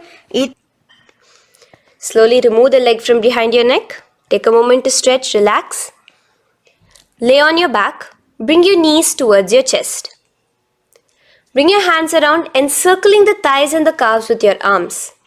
Roll to the left and right in Drishasana, visualizing Swamiji in your inner space. The next asana is Urdhva Paschimottanasana. On the other side, let us repeat it. Raise up to a sitting position and bring the other foot behind your neck. Lean forward and down, clasping your foot. Repeating Anantasana on the other side, lay on your back, bring the opposite hand to the foot, gaze at your nose, and continuing to gaze at your nose, roll onto the elbow as we repeat Ankushasana on the other side. Now, you can release your foot and try to remain in the same position without removing the leg from behind your neck as you bring the other leg too to cross behind your neck with both your legs behind your head. Laying on your back, bring both your hands to clasp behind your back. Gaze to your nose, visualizing Swamiji in your inner space in Yoga Nidrasana. As we enter into Atmaramasana, in the same position you can uncross your hands from behind your back. Bring it up, continuing to keep it underneath the legs. Just clasp it behind your neck. So you can bring your legs out from behind your neck. Just let your hands interlace behind your neck, gazing to your nose, visualizing the Atma Rama, Bhagavan Mahavishnu within you as your soul blessing you, as you gaze at your nose in Atma Ramasana. Now, you can release your hands and legs. Continue to lay on your back as we enter into Kochikasana. Bring your knees to your chest with the soles facing upwards. Extend your arms sideways as you gaze towards your third eye, visualizing Swamiji in your inner space. Now, from Kochikasana, keep your arms reached out to the sides at shoulder level. As we enter into Jatara Parivriti 1, keep one knee bent, twist it and bring it to the ground on the opposite side with the other leg extended straight. In Jatara Parivriti 2, keep both the knees bent to one side. And in Jatara Parivriti 3, keep both the legs straight to one side. Throughout this, keep your head looking in the opposite direction. And let us repeat this on the other side. You can bring your knees back to your chest. Let your legs out, go to the other side and do Jatara Parivriti 1, 2 and 3. The next asana is Dvipada Pitham. So now, from Jatara Parivriti, you can bring your feet down, lay on your back with your knees pointed upwards, feet flat on the ground. Extend your hands, holding your ankles. And lift your hips up. Engage the Jalandhara Bandha automatically as you raise your hips up, gaze at your nose, visualizing yourself as a bridge in Dvipadapitham. Now in Paryankasana, so you can lay back onto the ground and place your feet flat. Bring your arms over your head, placing the hands flat near your shoulders with the fingers pointing towards the feet.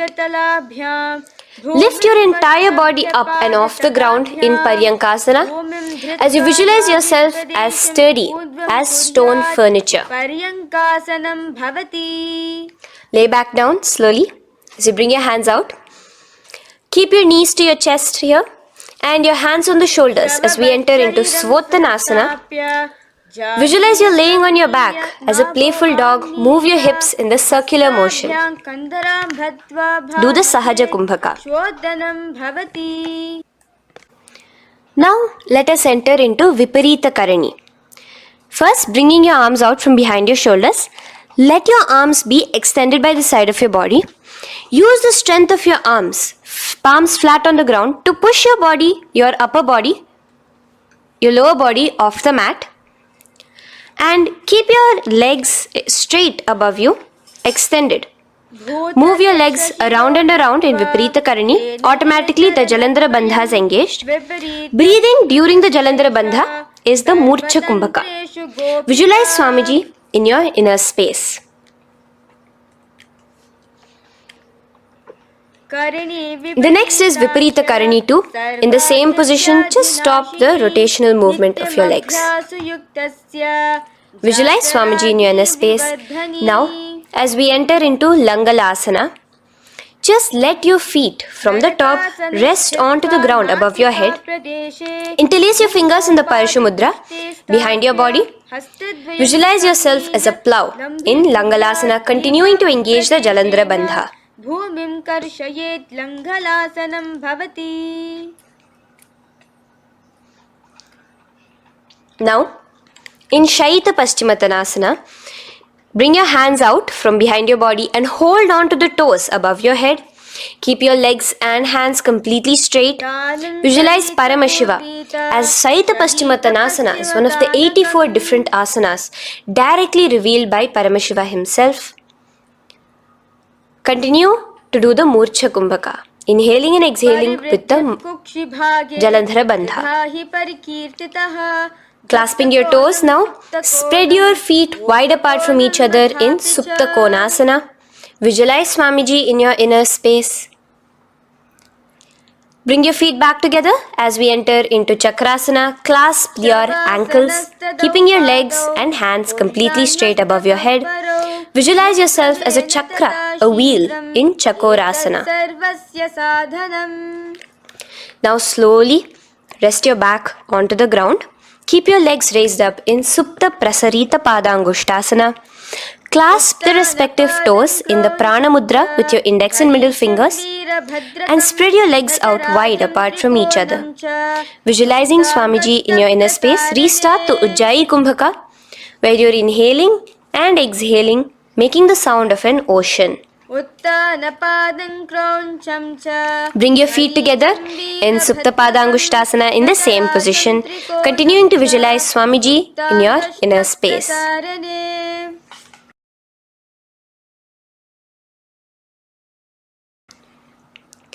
Now, release your feet and bring them into Padmasana.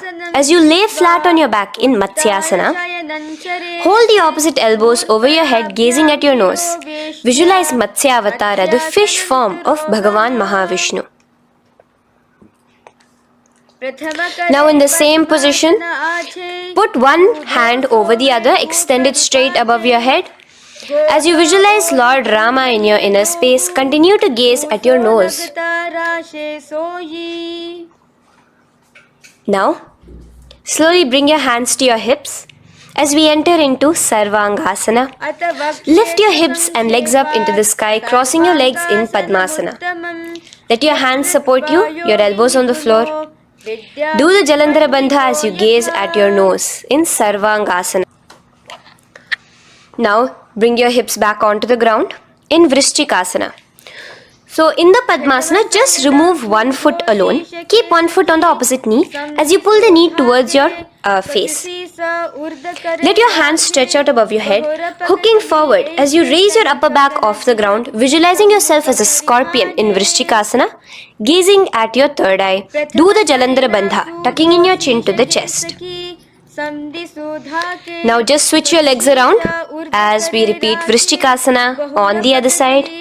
Continuing to visualize yourself as a scorpion, gaze at your third eye.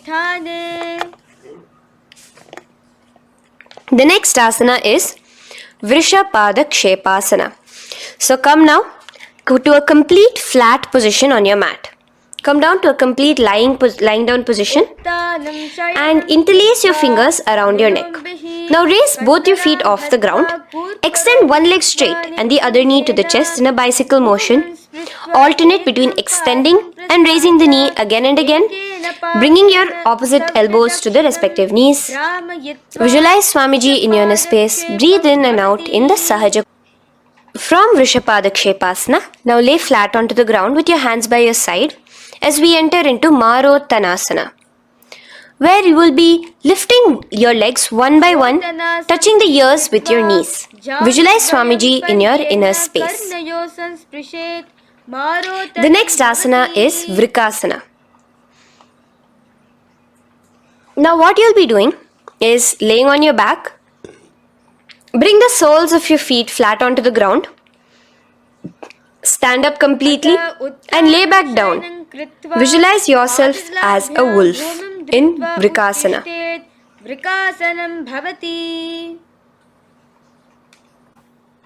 Now come back to a seated position as we enter into Luthasana, where you are going to be quickly throwing your legs above your head as you roll over completely, finishing in a prone position. Do this a couple of times. Come forward, roll over. Come forward and roll over again. Visualize Swamiji, the supreme pontiff of Hinduism, in your inner space. Now, take a moment to relax. Lay on your belly with your toes extended in Sarathasana. Keep your hands onto the ground by your shoulders. Now here, contract your lips and make a sound like a flute, whistling while inhaling. Visualize yourself as a ratha, as a chariot carrying warriors into battle for dharma on your back. Now from Sarathasana, let us enter into Dehalyullanghanasana. So place your palms on the ground and bring yourself to a plank position. Jump your leg forward and back between your arms, visualizing Swamiji in your inner space. Jump forward now. When your legs are between your hands, stand tall. Holding your toes with your hands, walk back and forth. Visualize yourself as a wise 60-year-old elephant in Jatyasana. Now come to a standing position. The next is a beautiful Karana, the Lolitika Karana. So keep your knees bent, feet pointing outwards again in the Aramandi position. Bend your elbows, keeping your hands at the chest level. Now swiftly move your arms across the body, bringing it back to the center and tilt your head back. Opening your chest up towards the sky, move your head in all the directions. Now stand back straight as we enter into Sarpasana. So stand erect like a rod with your arms by your side, hands touching the thighs. Visualize Devi, Kundalini, raising up and curling upwards around your body in Sarpasana. The next asana is Ushtrasadanasana. Lean forward and down, standing on top of your palms. Begin to move and walk like a camel, visualizing yourself as a camel. In the same position, continuing to walk around, switch your visualization to visualizing yourself as a horse as you start to walk around like a horse in Ashvasana. Now raise up tall as we enter into Kapota Nitakasana. Interlace your fingers behind the back. Pull Pulling them down towards your calves, open up your chest. Keep your hands in the Parashamudra. Visualize yourself as a soaring bird diving down in Kapota Nitakasana. Now, stand tall as we enter into another Karana here, the Tala Pushpaputam Karana. Bring yourself to the Aramandi with your hands in the Namaskara Mudra. Simultaneously now, open up your palms while raising one heel off the ground, slightly lowering the waist and shoulder of the heel you have raised. Visualize you're offering a bouquet of flowers to Paramashiva as you come back to a standing position, and repeat this on the other side. Let's do this a few times, offering flowers to Paramashiva. Now, come to a standing position. Stand straight and bring your hands together in the Namaskara Mudra. Slightly lean forward. Visualize yourself as a rhinoceros. Your hand is the horn as you gaze at your nose in Khadgasana. The next asana is Utthanotthanam. So come to a standing position and sit down all the way as low as you can to the ground and stand up. Do this again. Sit down. Stand up, and again, sit down, stand up. As you gaze at your nose throughout this. The next asana is Musalasana. Now come back to a standing position, raise your hands above your head, tall as you jump up and down repeatedly. Visualize yourself as a mace. Jump here in Musalasana. The next asana is Uchirshaka. So come back to a standing position. Pull the sole of one foot towards your belly. Now with the other leg, sit down and stand up. Release the leg, pick the other leg up, pull it towards your belly, sit down and stand up in Uchirshaka as you visualize Swamiji in your inner space gazing at your nose. The next is a Karana, which we will be entering into. The Parshvajanu Karana. So again, bringing yourself to the Aramandi position. Bend and lift one knee towards your chest, pointing the toes downwards. Keep your arm around the knee, holding it with the hand in a fist. Let the other hand hang down on the thigh, wrist twisted, fingers pointing inwards. This is the Parshvajanu Karana. Now slowly release. As we enter into Tandavasana, stretch one leg out straight in front of you as you alternate between sitting and standing. Visualize yourself fiercely dancing as Paramashiva. Raise the foot to the inner thigh of the opposite side. As we enter into Brahmanasana, let your hand be resting by the sides. Keep your standing leg erect like a rod. Visualize yourself being blessed by Lord Brahma. Now, you can bring the left foot around the right knee and rotate it, tucking the left toes on the other side of the right calf. Simultaneously, cross your left arm below the right, bring your palms together in the Namaskara Mudra. Visualize yourself as Lord Garuda in Garudasana 3. Now slowly uncross your legs and hands as we enter into Ekapadasana, coming to a standing position. On the right leg, bring your left foot to the opposite thigh with your hands relaxed by the knees. Now take a hold of the raised foot with your hand in the Prana Mudra. Stretch your leg out wide, out to the side and rotate your body quickly on the standing leg. Visualize yourself as the North Pole star in Dhruvasana. From here now, in the foot which is in your hand, just slowly, once you finish the rotating movement, in Trivikramasana, bring it up towards the back of your neck. Stand as tall as you can and alternate between sitting and standing. Visualize Bhagavan Mahavishnu in your inner space. Now you can take the leg out from behind your neck and stand straight. As we repeat the Parshvajanu Karana on the other side, bring your knee up to your chest, clasp your knee in a fist while the other hand comes to the opposite thigh. Hold there for a second and stretch your leg out In Tandavasana, sit and stand. Visualize yourself fiercely dancing as Paramashiva. Bring the foot to the inner thigh, standing straight like a rod. Get your hands by your sides. Visualize yourself being blessed by Lord Brahma. In Brahmanasana on the other side. Move into Garudasana 3 on the other side as you rotate your leg over, your hand under. Visualize yourself as Lord Garuda. And uncross yourself as we move into Ekapadasana on the other side. Bring your foot to the inner thigh, to the root of the thigh, and stand straight. Clasp your toes, stretch it out as we go into Dhruvasana on the other side. Visualize yourself as a pole star rotating quickly. Come back to a standing position and bring your foot behind your neck. In Trivikramasana, sit and stand.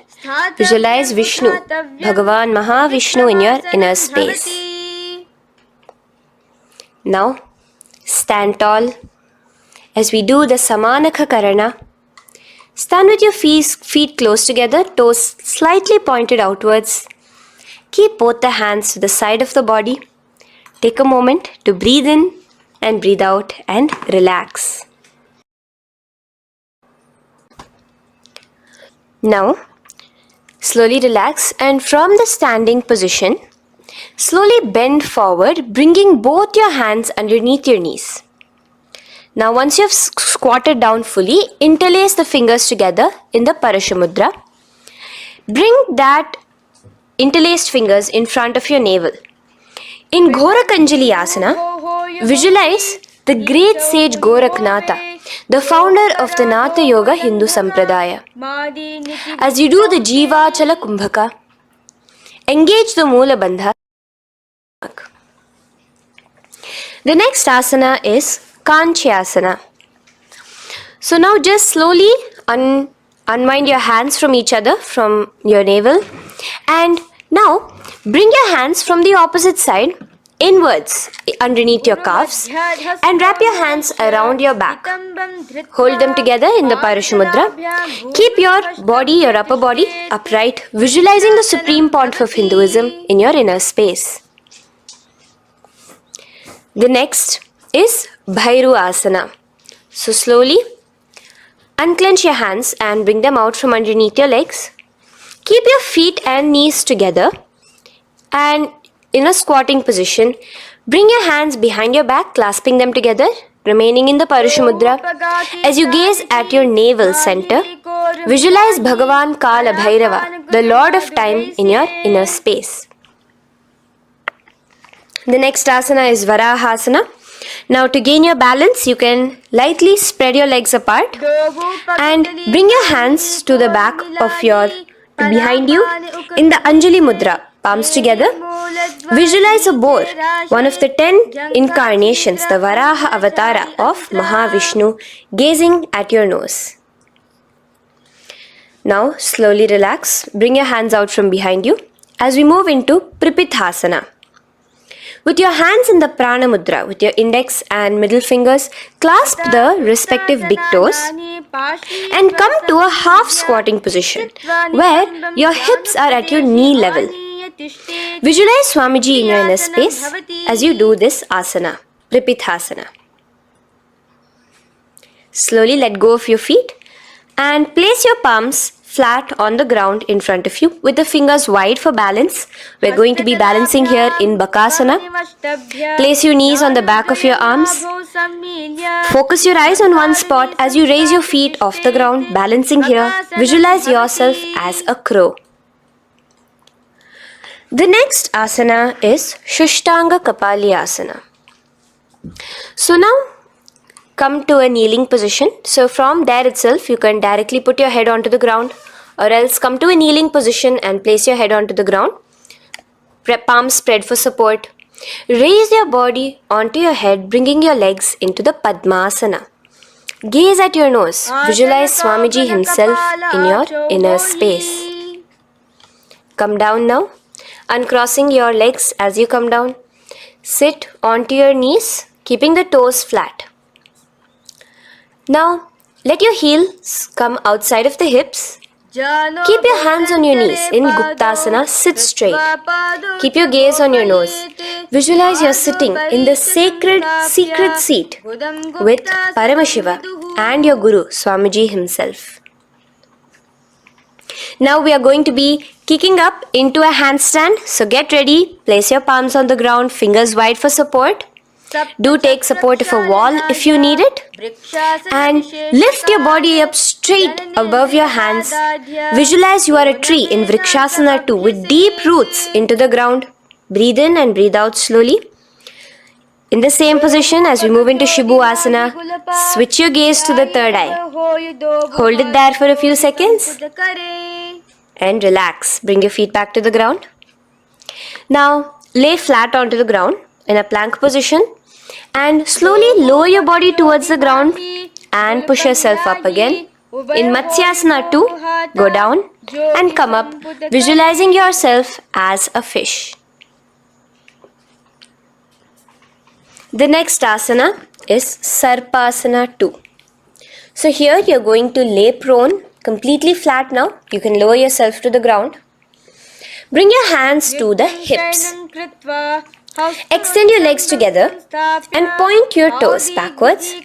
Lift your chest up and move left to right. You're moving like a snake while visualizing yourself as a snake in Sarpasana 2. Relax slowly, bringing your chest back to the ground. Now, keep your feet together, pointing backwards. As you bring your elbows onto the ground, rest your upper body on your elbows. Bring your hands together in the Padma Mudra with your little fingers and thumbs together and rest your chin on your hands. Niralambanasana, where feeling yourself completely supported, knowing that Swamiji is there in your life. Now, slowly relax, place your palms on the ground beside your chest and push yourself up, your hands straight up completely. As you bend your knees, bringing your feet to touch the top of your head.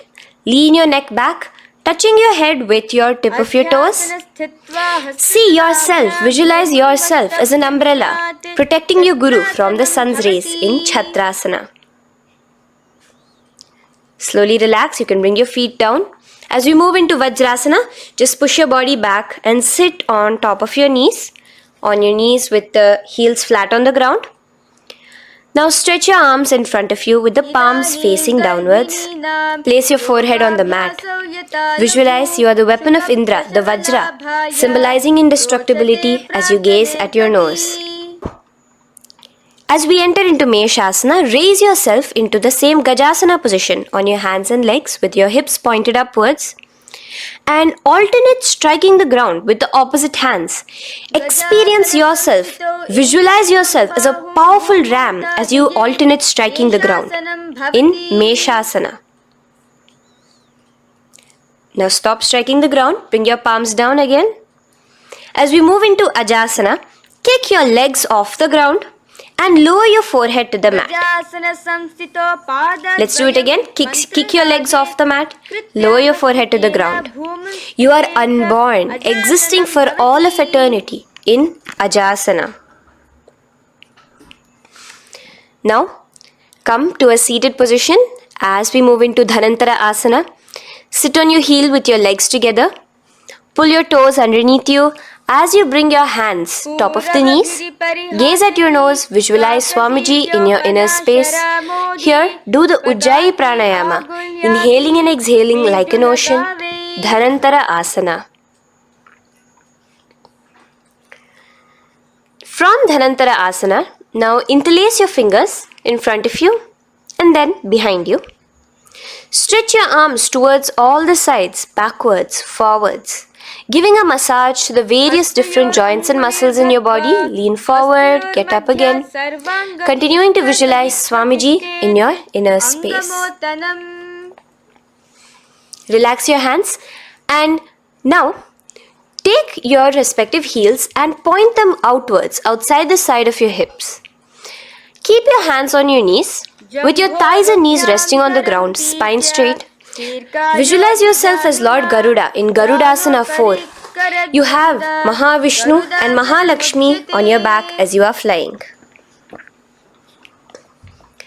The next asana is Ananda Mandirasana. Now you can continue to remain in the same position. You can bring your feet pointing inwards. Use your hands to clasp underneath your ankle. Make sure your knees are spread out wide. Gaze at the third eye. Visualize residing in the blissful space of a temple. You are in a temple in Ananda Mandirasana. Now, as we move into Mandukasana, keep your knees wide and sit on top of your ankles. Your hands underneath your knees. Gaze to your nose. Visualize yourself as a frog.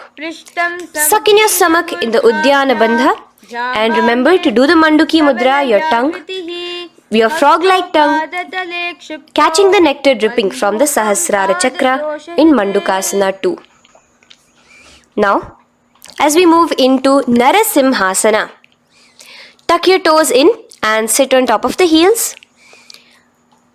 Place your palms on the ground, spread your fingers wide and spread your knees apart onto the ground too. Gaze towards your nose, stick out your tongue and exhale forcefully, visualizing the Narasimha Avatara, the form of Mahavishnu as a half lion and half man. Now just raise up, bring your hands off the ground. Here we'll be doing a new pranayama, which is the Bhishraka pranayama, as we enter into Bhishrakasana. So continue to keep your knees and feet on the floor. As you bring your hand up to your face, make a hollow of your palms and place it over the mouth. Keep your thumbs under your teeth and close your lips. Gaze to your nose. Inhale through your left nostril, exhaling through the mouth. Gaze at your nose again. Visualize yourself as Devi, presiding over any and all minuscule fears you may have within you. Now moving back into the Ujjayi Pranayama, let us do Makadasana. So you can take your hands off your face and slowly remaining in the same position, bring it to your armpits. Bring your fingers to your armpits. Imitate as if a monkey is scratching. As you gaze to your third eye, visualize yourself as a playful monkey in Makadasana. From Makadasana, let's move into Vajra Sangharasana. So you can slowly lift your knees off the ground, just balancing on your toes, sitting on the heels. Bring your hands behind your back and clasp the opposite elbows. Gaze to your nose, embody a diamond, visualize yourself as a diamond-like strength for yourself and your Sangha. The next asana is Khanjanasana. So now you can uncross your hands, rest on top of the heels with your knees on the ground. Keep the toes down, ankles crossed behind.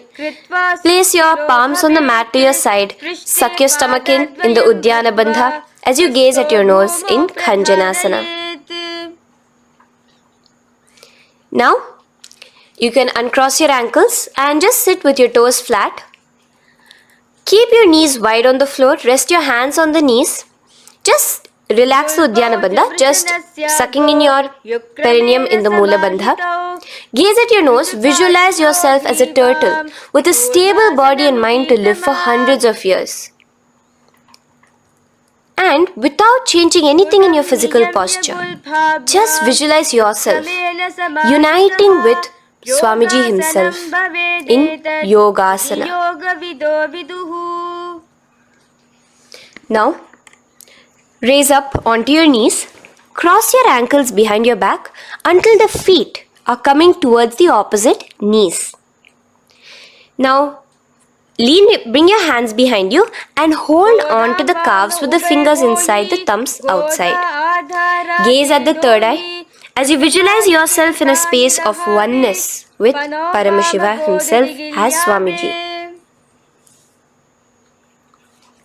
Now you can uncross your ankles, come back to us standing on your knees as we enter into Ushtrasana 2. So now, in a kneeling position, bend backward, hold your ankles with your hands. Keep your arms straight. As you push your hips forward and tilt your head backwards, visualize yourself as a camel in Ushtrasana 2. Slowly, in the same position, lower yourself onto your back. in Jatyasana 2. As you are lowering yourself, experience yourself as a blooming lotus. Bring your head, the back of your head onto the mat. Gaze to your nose. Now, let's move into Viratasana. So, try your best to do this without the support of your hands, but you can use your hand support if needed as you raise up from Jatyasana and back down. Raise up and go back down as you gaze at your nose. Raise up and go back down. Visualize Swamiji in your inner space. Now from Viratasana, raise your hips up higher, bringing your forearms onto the mat behind you in a short back bend posture. Hold the back of your heels in Kapotasana. Visualize yourself as a beautiful dove, a Kapota, in your as we move on from Kapotasana into Varasana. So stand upright on your knees with the toes tucked. Hold your arms with the opposite hands. Gaze at your nose. This is the boon fulfilling posture. Visualize your boon becoming a reality directly from Paramashiva himself in Varasana. Now, keeping your knees together, toes tucked, just lean forward, bringing your head onto the mat, holding your head with your hands.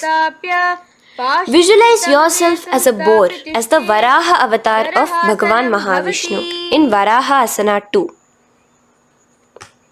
Now, just kick your legs off the ground as we enter into Mundasana.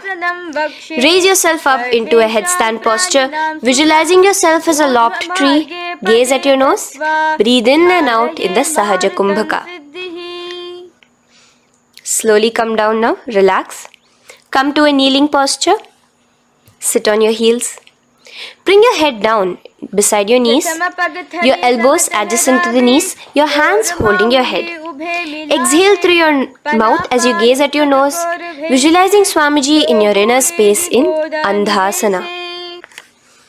Now from here, push yourself off the mat as you come lying prone on your belly. Let your arms be extended straight out and together lift your thighs, arms and chest off the ground, stretching your body, balancing there. Visualize yourself as a locust in Viparita Shalabhasana. The next asana is Kapalasana. So slowly lower yourself back to the ground. Now laying on your belly, bring your arms to your side, palms downwards. Keep your forehead on the ground and your chest on the mat. Only lift your legs up into the air. Only your legs are lifting up. Visualize yourself as a skull. You are a mind with purified thoughts, a strong will to attain enlightenment in Kapalasana. The next asana is Akasha Kapotasana. So now, in the same position as you are, let your arms be straight out behind you. As you kick your legs up and over your head, bring your feet slowly to the mat in front of you. Push yourself, balance there. Visualize yourself as a free and open flying dove in Akasha Kapotasana. Bring your legs back out as you lay flat on the mat. Now push yourself onto your knees.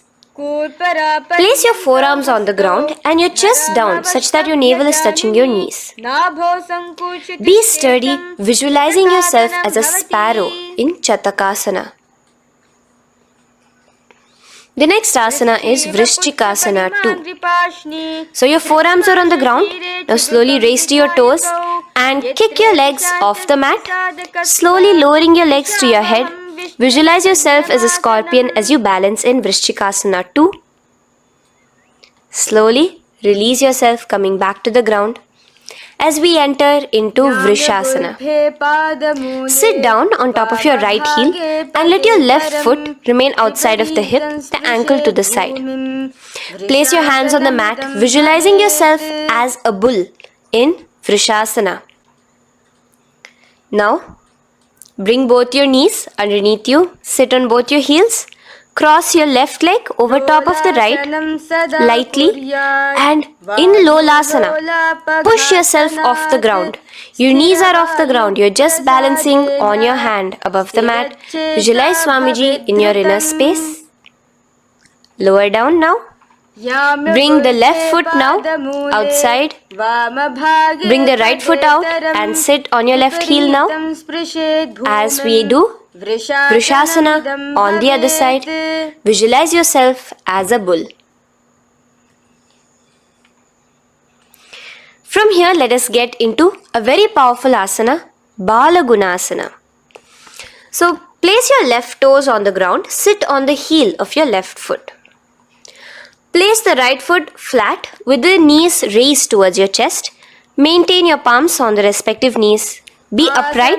Visualize Balagunahai, one of the 84 siddhas in your inner space in Balagunasana. Now come to a squatting position. Let your feet be flat as you bring your elbows under your thighs and calves, wrapping it around your shins. Hold on to your ankles from the outside in Grahasana, visualizing yourself as an entire planet. Now you can unwrap yourself as you sit on top of the opposite heel in Balagunasana on the other side. Maintain your palms on the respective knees. Visualize Balagunahai, one of the 84 siddhas in your inner space. Now, sit upon both the toes with the heels up and knees off the mat, knees pointing forward. Now, keep your hands downwards on the respective knees. Keep your spine upright as you visualize Swamiji in your inner space in Utkatasana. The next asana is Vajra Sangharasana. Just spread your knees out wide in Utkatasana. Spread your knees out wide. Clasp the elbows behind your back. Visualize Swamiji in your inner space in Vajra Sangharasana 2. The next asana is Anilasana. Now, sit with your feet hip width apart. Bring your hands under the soles of your feet from inside. Your palms facing downwards. Step onto your hands. Keep your arms straight, elbows together at the navel. Gaze to your nose. Visualize yourself able to consume and live off of air alone in Anilasana. The next is Padukasana. So from Anilasana, you can release your hands. Place the back of your hands on the mat with your fingers facing upwards. With your fingers facing towards your body, palms upwards. Step your feet on top of your hands and wrap your hands around your feet like a shoe. Walk around. Visualize you're wearing padukas, walking across the length and breadth of the world in Padukasana. Now bring your palms onto the ground. Stop moving around as we move into Kukutodana. Kick your feet up into the air and let them fall back down. Let's go up again and come down. Kick up and go down. Visualize yourself as a rooster in Kukutodana. The next is Viparita Nrityasana. So as you're kicking yourself up, you can go up into a complete handstand posture, which is Viparita Nrityasana. Do take support if needed. And move around on your two hands as if you are dancing in Viparita Nrityasana. Slowly come back down to a standing position. Lean forward and let your feet be slightly apart from each other. Bring one palm down on the mat with the arms straight. Bring the opposite hand to your head and be stable in Kunjarasana. Now just put that hand down as you bring the other hand to your head, repeating Kunjarasana on the other side. Be stable here. Now you can squat back down onto the ground. Keep your feet flat. Hold your respective ankles and lift your feet off the ground in Kadambasana. Visualize yourself as a Kadamba tree, a pious tree that promotes a long life. The next asana is Pavana Muktasana. Now sit back down onto the ground, bring your knees towards your chest. Let your hands wrap around your knees, hold it close to your body. Visualize all the excess vata, air, just balancing and releasing in your system in Pavana Muktasana. Now, let us move into Chakorasana. So first stretch your legs out in front of you. Bring one leg behind your head. Now place both hands on the ground and lift your body off the ground while lifting the other leg too, up straight. Visualize yourself as a powerful source of energy. Gaze at your third eye in Chakorasana. Slowly relax back down. Now hold your left toes with the left hand, index and middle fingers. Pull the foot to the left ear. We are entering into Dhanurasana 2. Extend your right leg out, keeping straight. Hold the big toe with your right hand. Visualize yourself as a bow in Dhanurasana 2. The next is Ashtavakrasana. So lift your left leg over top of the left shoulder. After releasing your hands, bring the right foot across and hook it on top of the left foot. Lean forward and down, keep your palms onto the ground.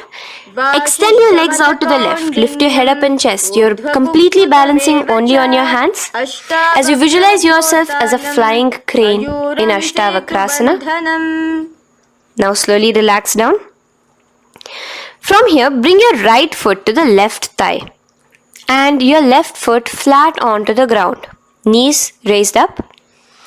Have your left shoulder underneath the respective leg and place your hands flat on the ground. Gaze towards your third eye. Visualize you are immortal, able to exist solely from prana alone in Pranasana. From here, moving into Parshva Matsyendrasana.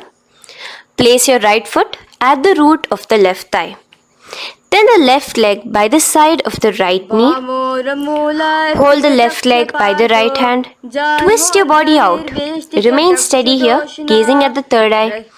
Visualize Matsyendranatha, the great Rishi, Yogi, master of Hatha Yoga, in your inner space. Now slowly unwind yourself. As we repeat Chakorasana on the other side, lift the other leg behind your head. Place both your hands on the ground and keep your entire body off the ground straight up. Gaze at your third eye, visualizing yourself as a powerful source of energy. Now relax back onto the ground. Let's repeat Dhanurasana 2 on the other side. Clasp your respective hands with the feet. Pull one foot back, the other foot extended forward. Visualizing yourself as a bow. Release your feet as you cross them over each other, over top the shoulder in Ashtavakrasana on the other side. Raise off the ground. Visualize yourself as a flying crane. The next asana, we'll be repeating Pranasana on the other side. Bring the right foot to the left thigh. Bring your hands onto the ground with the knee raised. Gaze at your third eye, visualizing yourself able to live off just prana, just air alone. And relax as we do Parshva Matsyendrasana on the other side. Twist yourself, visualizing Matsyendranatha, gaze towards your third eye. And from there, let us enter into Ardha Paschimottanasana. Keep one leg straight and press your perineum with the other heel. Bring your chest forward and down. Hold your toes and feet and bring your head towards your knees. Here in Ardha Paschimottanasana, visualize Swamiji in your inner space.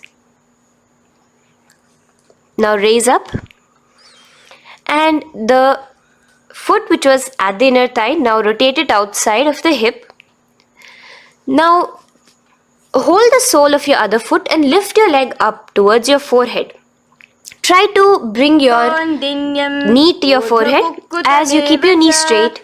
Gaze to the nose in Kraunchasana. Visualize yourself as a crane. Now slowly relax down your leg. Now the leg which is now straight, you can bring it to the inner thigh as you straighten out the other leg. As we repeat, Ardha Paschimottanasana on the other side. Lean forward and down, clasping your foot. Bring your forehead to your knee. Visualize Swamiji in your inner space. Slowly raise up. Place your right ankle outside of the hip now. Hold the sole of the left foot, lifting the leg up towards your forehead. Stretch yourself there. Gaze at the tip of your nose. Visualize yourself as a crane in Kraunchasana on the other side. Now, from here, bring the soles between the thighs and calves. So once you have relaxed yourself, bring your soles between the thighs and calves. Keep your spine straight, palms resting on your knees. Visualize a swastika, embodying peace, well-being, good fortune and prosperity as you gaze at your nose in swastikasana. Now without changing anything about your position, just take your hands alone. Cover the respective heels with your hands in Gorakshasana as you tuck your chin to your chest in Jalandhara Bandha. Gaze at your nose. Visualize the great Rishi Gorakhnatha, the founder of the Natha Yoga Hindu order. Now release the Jalandhara Bandha. Continue to keep the Mula Bandha engaged throughout the whole sequence. As you raise one foot to the opposite thigh, bring your hands to your face in the Shanmukhi Mudra, closing your eyes with your index finger, nose with the middle finger, ears with the thumbs. Gaze at your third eye as you meditate on Swamiji himself, the Supreme Pontiff of Hinduism. Now release the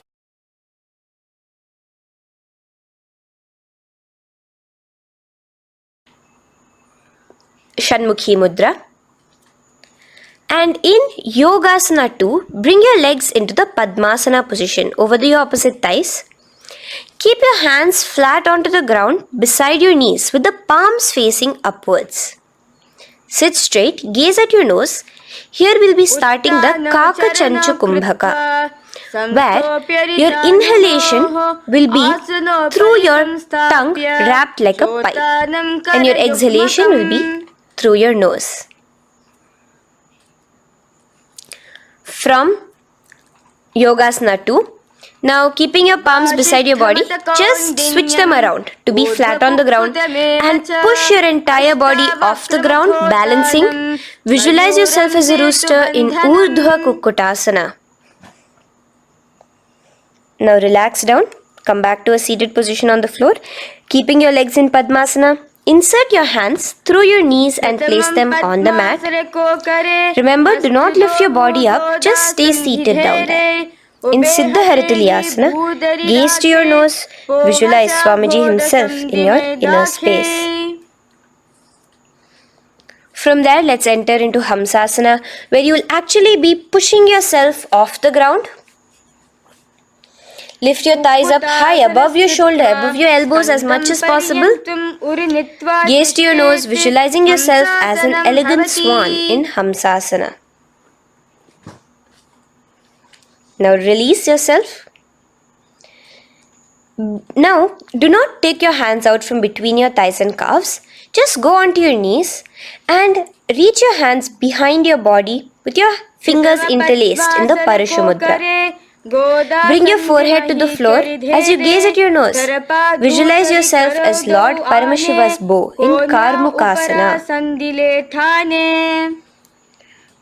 Now, slowly come back to the seated position as we move into Kurmasana 2.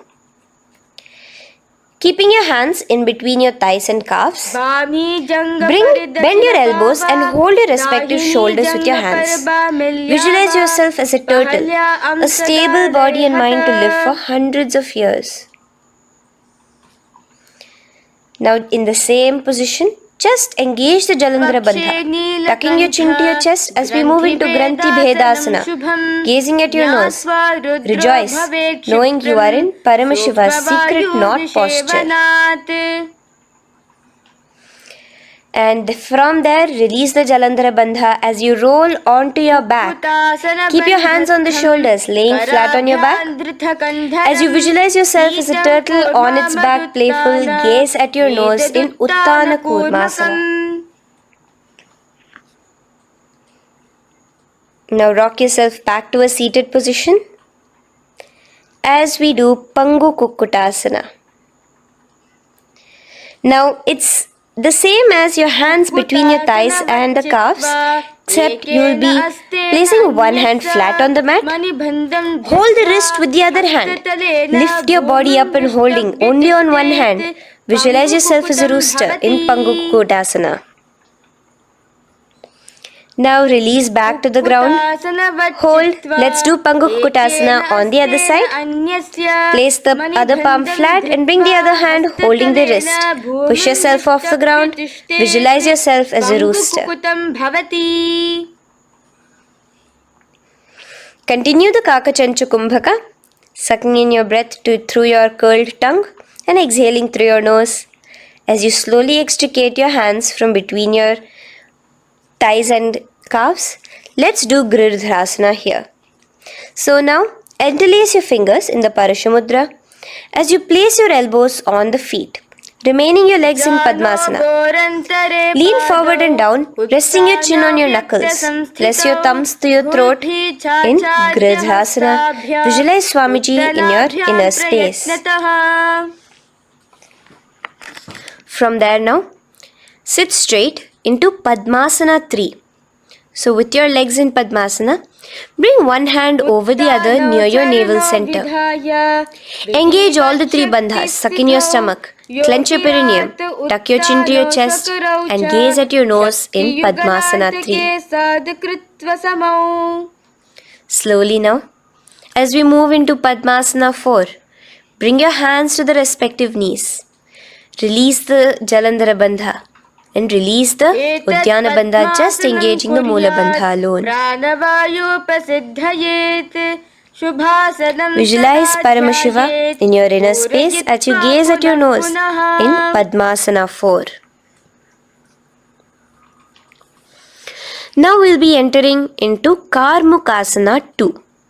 So in the Padmasana position, hook your right hand index and middle finger in the Prana Mudra around the toe. Pull it back while your left hand rests on the knee.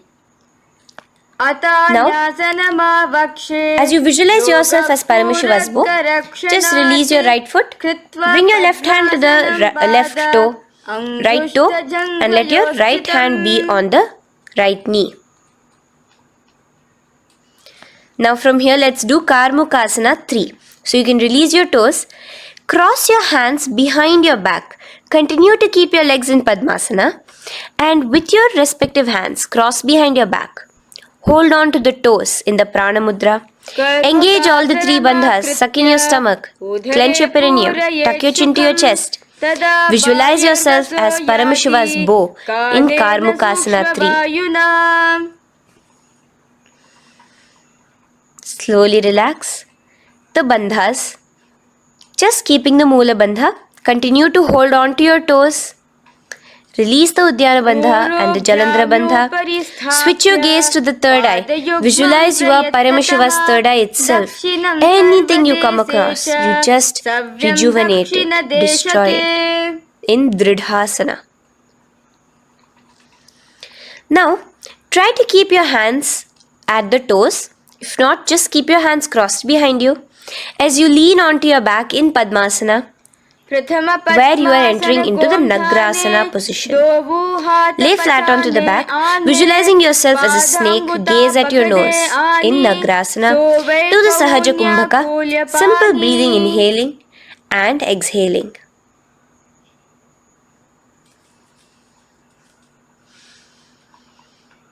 Now bring your knees to your chest. Let your hands wrap around your knees. Slowly uncross your Padmasana and bring your knees to your chest. Bring your hands to the Parashamudra, the fingers interlocked on top of your knees. As you pull your chin up to your knees, visualize yourself as a ball in Kandukasana. Now relax. Bring your feet onto the ground. the knees pointed upwards in Urdhva Pavanasana. As you interlace your fingers, bring the interlaced fingers behind your head. Laying down, gaze at your nose in Urdhva Pavanasana. The next asana is Marakata Pithasana. Now, from behind your head, take your hands out and clasp onto your feet. Just step lightly onto your palms. As you push your hips up into the sky, automatically engaging the Jalandhara Bandha. Visualize yourself as a powerful alpha ape in Marakata Pithasana. In the same position now, bring your hands to your hips as we enter into Uttanashiki Pitakasana. Let your weight rest on your elbows as you stretch your legs out straight. Gaze at the nose. Visualize Swamiji in your inner space. From there, continuing to rest on your elbows, kick your feet up high into the sky in Narakasana. Stretch your palms out behind you, flat on the ground. Balance there. Visualize yourself blissfully traveling through hell unscathed in Narakasana. Bring your hands to your hips now as we move into Tiryanavkasana. Angling your legs down at an angle, visualize yourself as a boat crossing the ocean of samsara in Tiryanavkasana. Now from there, come back straight as we enter into Dhwajasana. Keep your legs up high above your body, your hands stretched out down behind you. As you push yourself up, visualize where Kailasa's flag respected across all nations in Dhwajasana. Hold there for a few seconds and relax now. Flat onto the ground, palms slightly away from your body. Do not move at all in Mritasana. Your body is dead. Visualize that. Visualize the Supreme Pontiff of Hinduism liberating you. Let your awareness travel to all the parts of your body in the Shakti Chalan Mudra as we do Mritasana.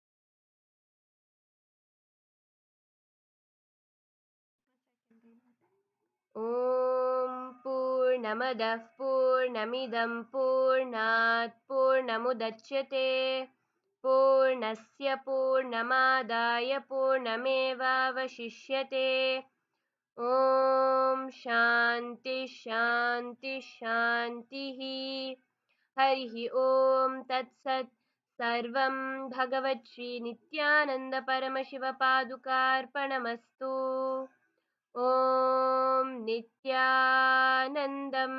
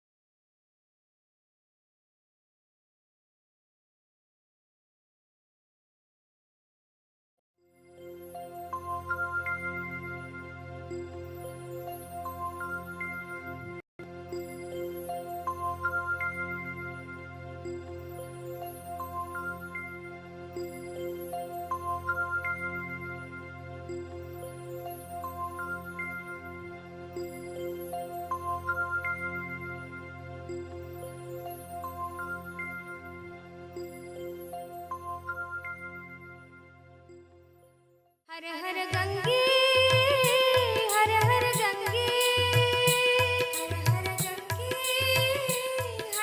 Gange हर हर गंगे गंगा आयाम हे नटराजा हे नित्यानंदा हर हर हर हर गंगे हे नटराजा हे नित्यानंदा हर हर हर हर गंगे हे नटराजा हे नित्यानंदा हर हर हर हर गंगे हे नटराजा हे नित्यानंदा हर हर हर हर गंगे हर हर गंगे हर हर गंगे हर हर गंगे हर हर गंगे हर हर गंगे हर हर गंगे हर हर गंगे हर हर गंगे हे नटराजा हे नित्यानंदा हर हर हर हर गंगे हे नटराजा हे नित्यानंदा हर हर हर हर गंगे हे नटराजा हे नित्यानंदा हर हर हर हर गंगे हे नटराजा हे नित्यानंदा हर हर हर हर गंगे हर हर गंगे हर हर गंगे हर हर गंगे हर हर गंगे नित्यपुरीश्वरा जय गंगाधरा नित्यपुरीश्वरा जय गंगाधरा नित्यपुरीश्वरा जय गंगाधरा नित्यपुरीश्वरा जय गंगाधरा हर हर हर हर गंगे हर हर हर हर गंगे हर हर हर हर गंगे हर हर हर हर गंगे शंकरा शिव शंकरा शिव शंकर शंकर नित्या शंकरा शिव शंकरा शिव शंकर शंकर नित्या शंकरा शिव शंकरा शिव शंकर शंकर नित्या शंकरा शिव शंकरा शिव शंकर शंकर नित्या शंकरा शिव शंकरा शिव शंकर शंकर नित्या शंकरा शिव शंकरा शिव शंकर शंकर नित्या शंकरा शिव शंकरा शिव शंकर शंकर नित्या शंकरा शिव शंकरा शिव शंकर शंकर नित्या हर हर गंगे हर हर गंगे हर हर गंगे हर हर गंगे हर हर गंगे हर हर गंगे हर हर गंगे हर हर गंगे हे नटराजा हे नित्यानंदा हर हर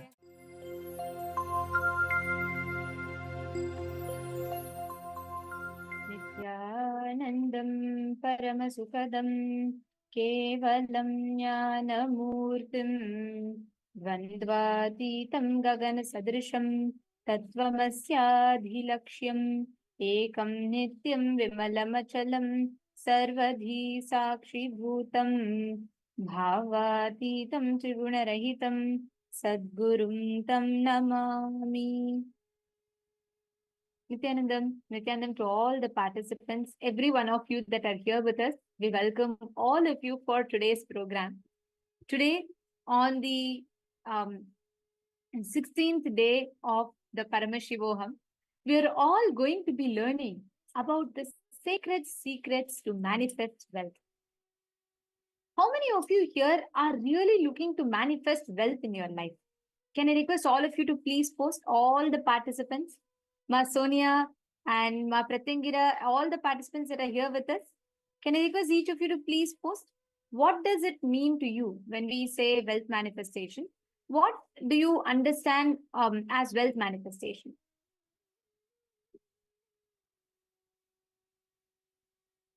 It could be manifesting wealth. Sometimes for us, wealth means manifesting a business or manifesting a leadership or manifesting literally indepletable amount of wealth, like non-depleting wealth. How can you manifest that in your life? What is the secret for you to become a wealth magnet? What is the secrets to attract wealth in life? We are going to be learning about all of this in today's program. So we thank all of you for joining with us today, all the participants, viewers, everyone that are watching us on YouTube, Facebook, and various other social media platforms. We welcome all of you for today's program. Today, you are going to be enjoying a lot of these amazing revelations, what Swamiji has given on wealth. And we all just finished the Nithyananda Yoga. Hope all of you enjoyed the Nithyananda Yoga. Let us all now get ready to enter into the day. We will be starting with manifesting the power of third eye. I request all the participants, every one of you, to please take a few minutes and blindfold yourselves. Please tie your eyes with an eye band. Blindfold yourself. Make sure the eye band is opaque. And all those that are watching us on YouTube and Facebook, for you to have a more interactive experience, for you to have more personal guidance, please make sure you head to paramashivoham.org, join us on the Zoom rooms so you can enjoy a more interactive experience of the program.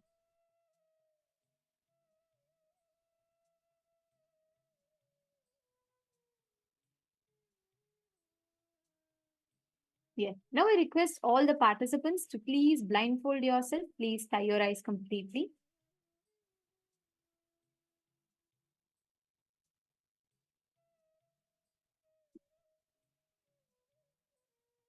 Now, I'm going to be projecting an image for all of you to scan. And I'm going to request all of you to scan through your third eye and to identify what is the exact image, the colors, shapes, numbers, letters, all the things that you are seeing related to this image. I request all of you to take a moment. Please connect to Swamiji, chant the Mahavakya. Scan through your third eye and try and identify what is the exact details of the image that's projected to you all. Paramashivoham Om Nithyananda Paramashivoham Om Nithyananda Paramashivoham Om Nithyananda Paramashivoham Om Nithyananda Paramashivoham Om Nithyananda Paramashivoham Om Nithyananda Paramashivoham Om Nithyananda Paramashivoham Om Nithyananda Paramashivoham Om Nithyananda Paramashivoham Om Nithyananda Paramashivoham Om Nithyananda Paramashivoham Om Nithyananda Paramashivoham Om Nithyananda Paramashivoham Om Nithyananda Paramashivoham Om Nithyananda Paramashivoham Om Nithyananda Paramashivoham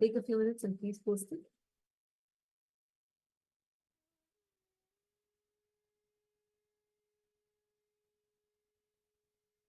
All right. Now, we'll project the image for all of you. This was the exact picture that was shown.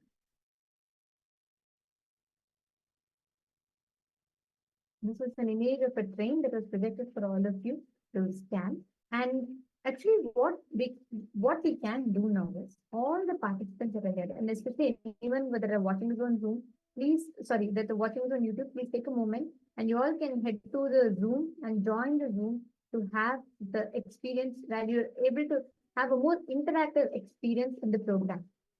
And let us enter into the next round again to manifest once more. I request all the participants to once again please blindfold yourself. Please tie your eyes.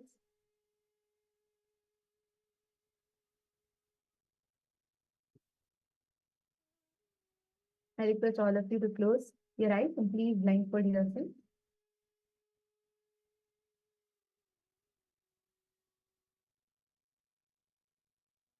We are now going to be projecting another image for all of you and requesting all of you to scan through your third eye and try and identify what is the exact image that is being projected to you all.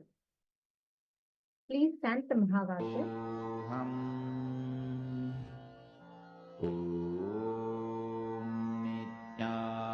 Nithyananda Paramashivoham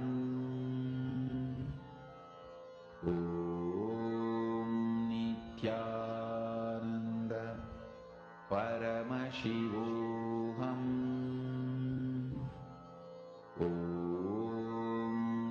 Nithyananda Paramashivoham Nithyananda Paramashivoham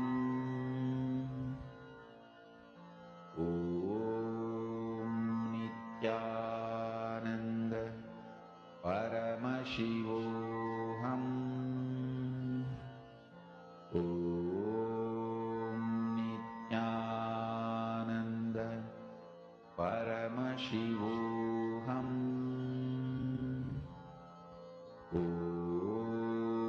Nithyananda Paramashivoham Nithyananda Paramashivoham Nithyananda Paramashivoham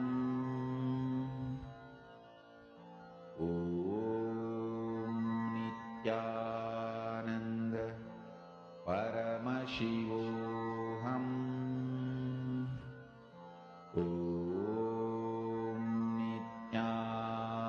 Nithyananda Paramashivoham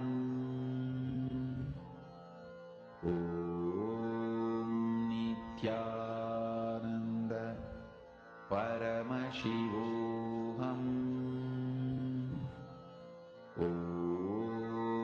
Nithyananda Paramashivoham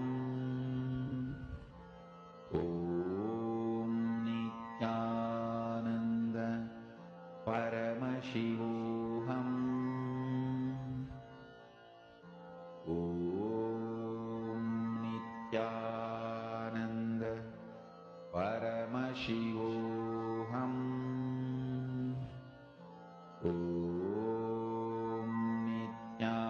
Nithyananda Paramashivoham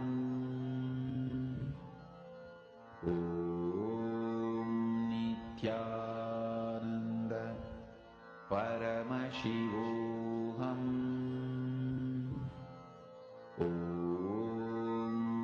Nithyananda Paramashivoham Nithyananda Paramashivoham